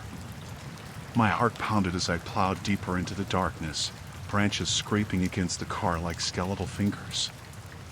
I could barely see, the light from my headlights barely penetrating the gloom. I kept driving, praying for some sign of civilization, but nothing appeared except the oppressive silence and the relentless growl of the engine behind me. The truck's headlights flickered on, illuminating the road behind me, and my stomach dropped. It was a massive, hulking figure, its krill twisted into a menacing grin that seemed to taunt me. I pressed the accelerator even harder, the car lunging forward with a surge of desperation. The trees blurred past as I fought to stay in control, my breath quickening every time I glanced back to see how close it had come.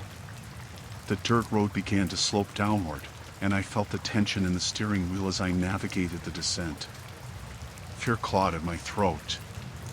Every second felt stretched, every heartbeat echoing the impending doom. If I could just find a way out, a path back to safety. But the trees seemed to close in around me, suffocating and oppressive, as if they were conspiring to ensnare me. Suddenly, The truck's lights blinded me, cutting through the darkness like a knife. I squinted, fighting to see beyond that piercing glare, and in that moment of lost vision, I felt the unmistakable thud of adrenaline crash over me. I couldn't let it catch me. I wouldn't let it. I took a sharp turn, steering wildly as I tried to keep the momentum in my favor. The road seemed to end in a swirl of panic, but I pressed on, praying for a miracle. As I plunged ahead, my heart raced, a rhythm of terror that echoed with every beat. I had taken a wrong turn, but I was determined to find my way back. Little did I know, the true horror was only beginning. The night air felt like a heavy blanket, wrapping my car in an oppressive silence as I wove through a web of unfamiliar roads. I had promised myself I wouldn't take that detour. My GPS, stubborn relic, had insisted on the shortcut, its monotonous voice guiding me deeper into the void. I had dismissed the creeping sense of dread that crawled up my spine, convincing myself that the shortcut was just a minor inconvenience, a brief thrill in the monotony of my drive back home. The trees loomed like sentinels, their branches gnarled and knotted, twisting into grotesque shapes against the faint light of the moon. I had turned off the music, hoping the silence would quell the rising anxiety in my chest. But instead, I found myself hyper-focusing on the sounds around me, the soft hum of my tires against the asphalt, the rustle of leaves in the wind, and something else. An insistent thrum that reverberated in the stillness. It was the faint sound of an engine, distant yet unmistakably close. I cast a glance in the rearview mirror. The road stretched behind me, empty and uninviting. The only sign of life was a pair of distant headlights flickering into view. I felt a shiver of discomfort as I recognized the truck. It had appeared not long after I'd made that fateful turn. At first, it had remained a blurry shape, lost in the shadows, but now it was uncomfortably close. I flicked the rearview mirror back into place and pressed the accelerator, the engine responding with a fervent growl. The trees blurred into a dark smear of green on either side, their trunks flickering past like ghosts of the forest. I didn't want to look again, but I couldn't help myself. Another glance, and my heart dropped. The truck had turned off its headlights, swallowed by the darkness, but still there, following me. Panic seized me, and I felt beads of sweat form in my temples. My mind raced with thoughts I couldn't contain. Was this a coincidence, or was I being hunted? I fumbled with my phone, but the signal crapped out before I could even pull up a map. Glancing at the speedometer, I pushed my foot down harder, the needle creeping past 60. The ghostly shadow of the truck remained, its engines rumble a low growl against the night. Twists and turns began to blur my sense of direction. An unpaved road emerged, a narrow path that veered off to the right. My instinct screamed at me to keep going straight, but my gut told me I needed to escape. I took the turn, gravel crunching beneath my tires. The truck followed, its dark form still looming behind me. The oppressive darkness closed in, swallowing the moonlight completely. I could barely see the road ahead, the headlights of the truck long gone. I tried to control my breathing, but each inhale felt like a gulp of icy water. The thrum of my heart echoed in my ears as I navigated through the labyrinth of trees surrounding me. With each minute that passed, the truck grew bolder, its rumbling engine closing the gap. I couldn't shake the feeling that it wanted me to panic, to make a mistake. I fought the urge to look back. I needed to keep my focus on the road, but I could sense it, lurking just beyond the edge of my vision. A flash of movement caught my eye, something darted across the road ahead.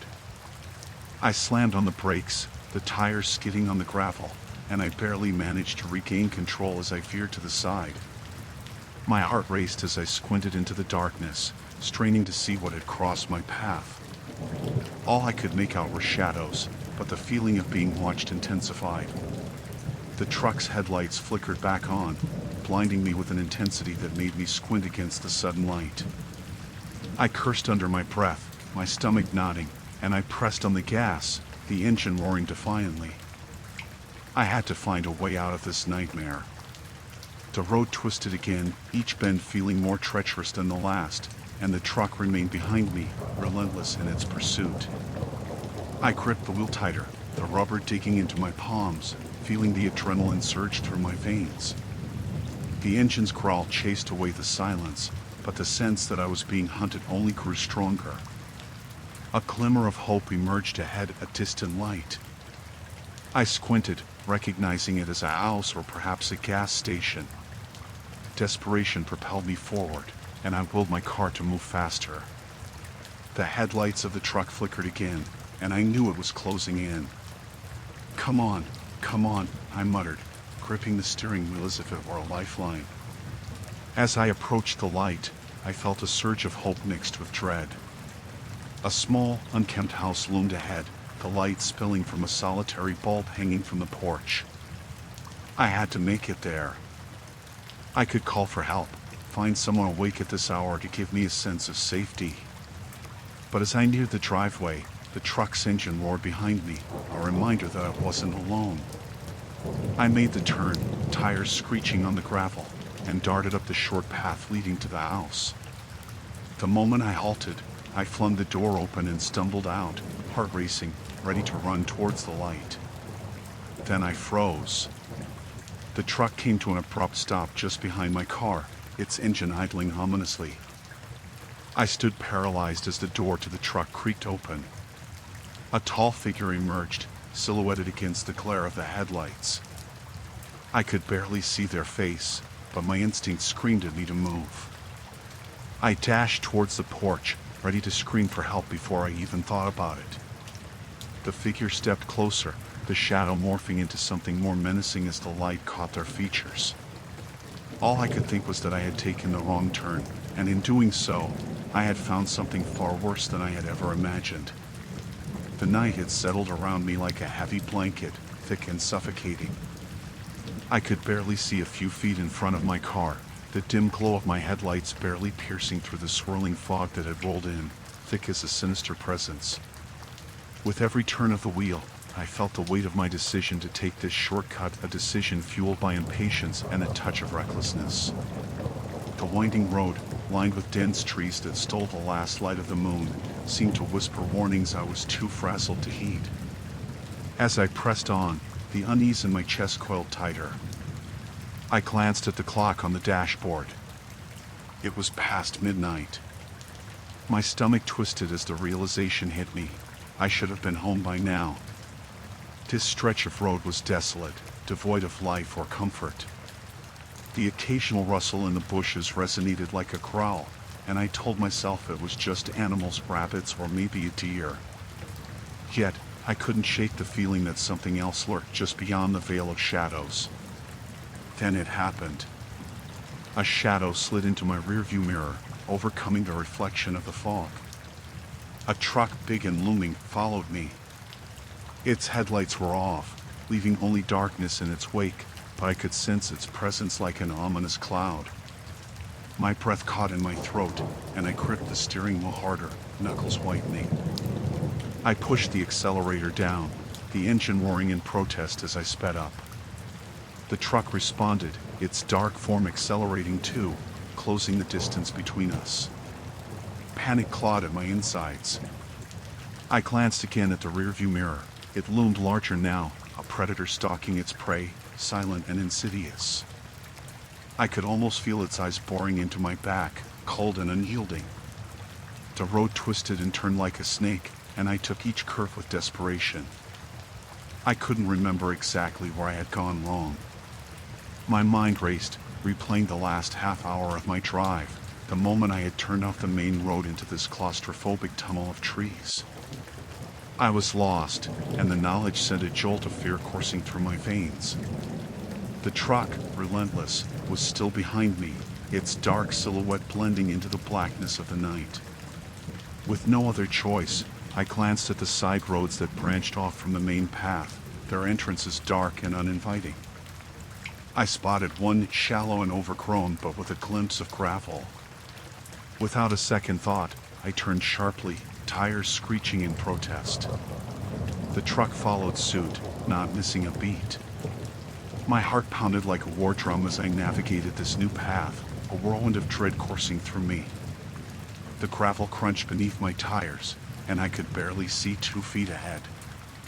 I switched on my brights, but the trees were thick, their branches stretching like skeletal fingers, clawing at the remaining serenity of the night. A sudden thought struck me. What if I drove into a dead end? Would that truck catch up to me, box me in, or worse? I veered left, then right, praying for escape. The truck's engine rumbled like an angry beast, and I dared to glance in the mirror again. It was closer now, impossibly so. My heart raced as I felt the rush of air from the truck swooping around me. I could see the dark outline of the grille, foreboding and massive. A surge of adrenaline propelled me forward, pushing my foot down harder on the pedal. But the further I drove, the heavier the atmosphere became, almost as if the trees were leaning in, closing ranks around me. That gnawing thought of being trapped began to take root. There was no logic to this pursuit. Why hadn't it turned on its headlights? What did the driver want? The road ahead split again. In one direction, it seemed to continue winding further into the woods. The other appeared to lead to an open field, still cloaked by nighttime shadows. I chose the field, heart in my throat as I turned sharply one more time. The gravel crunched beneath me, giving way to the soft earth, the car swaying dangerously as I drove toward what I hoped would be safety. But I was wrong. The truck followed, unyielding, relentless. It didn't seem to care about the terrain. I could hear its rumble, echoing louder as if it were savoring the chase. I floored it, but the acceleration felt sluggish in comparison to the dread that filled every crevice of my mind. The truck drew nearer still, its shadowy form cutting through the night like a sinister omen. I reached the edge of the field, and before me lay a sprawling mass of grass that would lead into a copse of trees. I hesitated, the thrill of open space battling the primal instinct to run. The truck was close now. I could see the darkened windshield, but no driver, no expression, just a shrouded figure in the deep, haunting void of the cab. Desperation clouded my judgment as I veered into the trees, branches whipping against the car like angry hands. The branches tore at the paint, and I winced with each collision. The dread settled in my bones, weighing me down with every turn I took. I couldn't think straight. All I could hear was the roar of the engine behind me, the unmistakable sound of relentless pursuit. I pressed deeper into the darkness, praying for some sort of clearing, some form of respite. But the trees closed in around me, sealing my fate, and I could no longer hear my own thoughts over the cacophony of fear. I was being hunted, and the only question left swirling in my mind was whether I could escape. I sat in the driver's seat, heart pounding like a war drum, the oppressive silence of the night wrapping around me like a leaden shroud.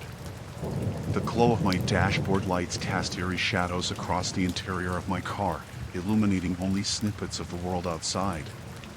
Trees loomed like sentinels on either side of the narrow road, their branches intertwined, forming a dense canopy that swallowed the moonlight. I had taken a wrong turn, and now I was miles away from where I needed to be. My phone was dead. I had relied on the navigation app too heavily, not bothering to print a map for this trip. I cursed under my breath, the frustration of the evening bubbling to the surface. I glanced in the rearview mirror, half expecting to see the tail lights of the car I had passed earlier.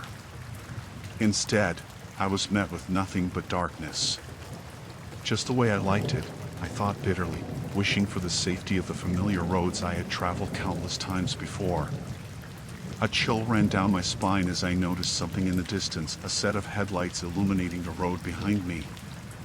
Anxiety twisted in my gut, and I pressed the gas pedal a little harder, trying to put distance between myself and whatever lay behind me.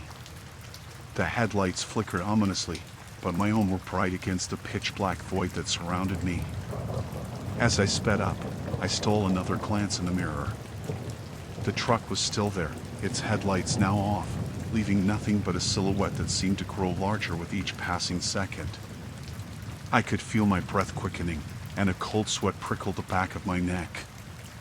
I was being followed. I didn't know how or why, but the sensation twisted like a knife in my gut. My mind raced, 1,000 scenarios flashing through my head. Maybe they were just another lost driver, another soul wandering these forsaken roads. But then again, maybe it was something far worse. I gripped the steering wheel, knuckles whitening, and forced myself to focus on the road ahead. I needed to find a way out. The road twisted and turned, each bend revealing only more darkness. I could barely see where I was going, the trees closing in like a living wall. The truck behind me remained relentless, a predator stalking its prey, the absence of headlights making the whole situation more surreal. I felt the weight of dread settle in my stomach, heavy and cold. A sudden thought pierced through my panic. I had to find a place to hide. I scanned the landscape, hoping for a glimmer of civilization, a gas station, a diner, anything that might offer a shred of safety. The truck was gaining on me now. I could see its hulking form loom closer in the rearview mirror, a shadow stretching itself across the asphalt like some monstrous specter. Then, to my left, I caught sight of a dirt road branching off from the main one. Without thinking, I veered left, sending gravel spraying as I turned. The car jolted as I hit the uneven surface, and my heart raced as I pressed on. I could hear the rumble of the truck behind me, its engine a low growl in the stillness of the night. The dirt road was narrow and overgrown, lined with thick underbrush that reached out like gnarled fingers, threatening to scratch the sides of my car. I could barely see where it led, the darkness swallowing everything but the narrow beam of my headlights. I drove faster, the tires bouncing over piles and roots. Each bounce sent jolts of fear through me. Would I just be leading the truck to more desolation? I could no longer hear the truck, but that did little to quell my anxiety. What if it was simply waiting for me to stop? I gritted my teeth and pressed on, scanning the sides of the road for any sign of life, anything that might signal I was going in the right direction. Suddenly, the road dipped sharply, and I felt my stomach drop as my car teetered on the edge of control. I wrestled with the steering wheel, praying I wouldn't roll into the darkness. As I careened down the slope, I spotted a clearing up ahead, a faint light flickering in the distance. I aimed for it, desperate for sanctuary. The clearing opened up into a small field, and I braked hard, tires screeching against the gravel. The light revealed itself to be a dilapidated cabin, its windows dark but the porch light flickering like a dying star. I was about to jump from my car, but something in the rearview mirror caught my eye, a flicker of headlights. The truck had found me. Panic surged through me, and I threw the car into reverse, spinning it around to face the road. I had to leave, had to get away, but the truck was barreling toward me, a monstrous silhouette against the night sky. Heart racing, I glanced around for any hint of escape, but the darkness felt suffocating. As I shifted into drive and slammed on the accelerator, the truck's headlights burst to life, illuminating the field with blinding intensity. I sped off toward the dirt road, desperate to lose them, but my heart sank as I realized the road was too narrow. I couldn't go back. I had to find another way. Just as I made the turn, the truck's engine roared to life, vibrating the air with a bone-chilling growl. My pulse quickened, and I pushed my foot down harder, urging my car to go faster, to put as much distance as possible between myself and that relentless beast. The cabin's lights faded behind me as I tore back into the suffocating darkness. The truck's headlights clung to my rear like a shadowy demon, a relentless specter I could not shake. I felt a primal fear clawing inside me, urging me to survive, to escape. I pressed on through the darkness, praying for a miracle, for a way out of this nightmare that had only just begun. The night had deepened, swallowing the last remnants of twilight as I gripped the steering wheel, my knuckles pale against the faded leather. My heart thudded erratically in my chest, matching the rhythm of the tires bumping over the uneven asphalt. I was a stranger in these woods, lost amongst the towering pines that loomed like silent sentinels. The map on my phone had long lost service, leaving me adrift in a sea of shadows and uncertainty. I wrestled with the urge to turn back, to retrace my steps to the highway, but the darkness behind me felt more menacing than the unknown ahead. I had taken the wrong turn in a moment of distraction, an innocent mistake that brought me to this godforsaken place. The headlights of my small sedan were weak against the oppressive blackness, illuminating only a few feet in front of me. Each flicker of light revealed twisted branches that reached out like gnarled fingers, and the sense of being watched prickled at the back of my neck. As I drove deeper into the woods, the sound of my tires rolling over gravel was punctuated by an unsettling silence, broken only by the rustle of leaves.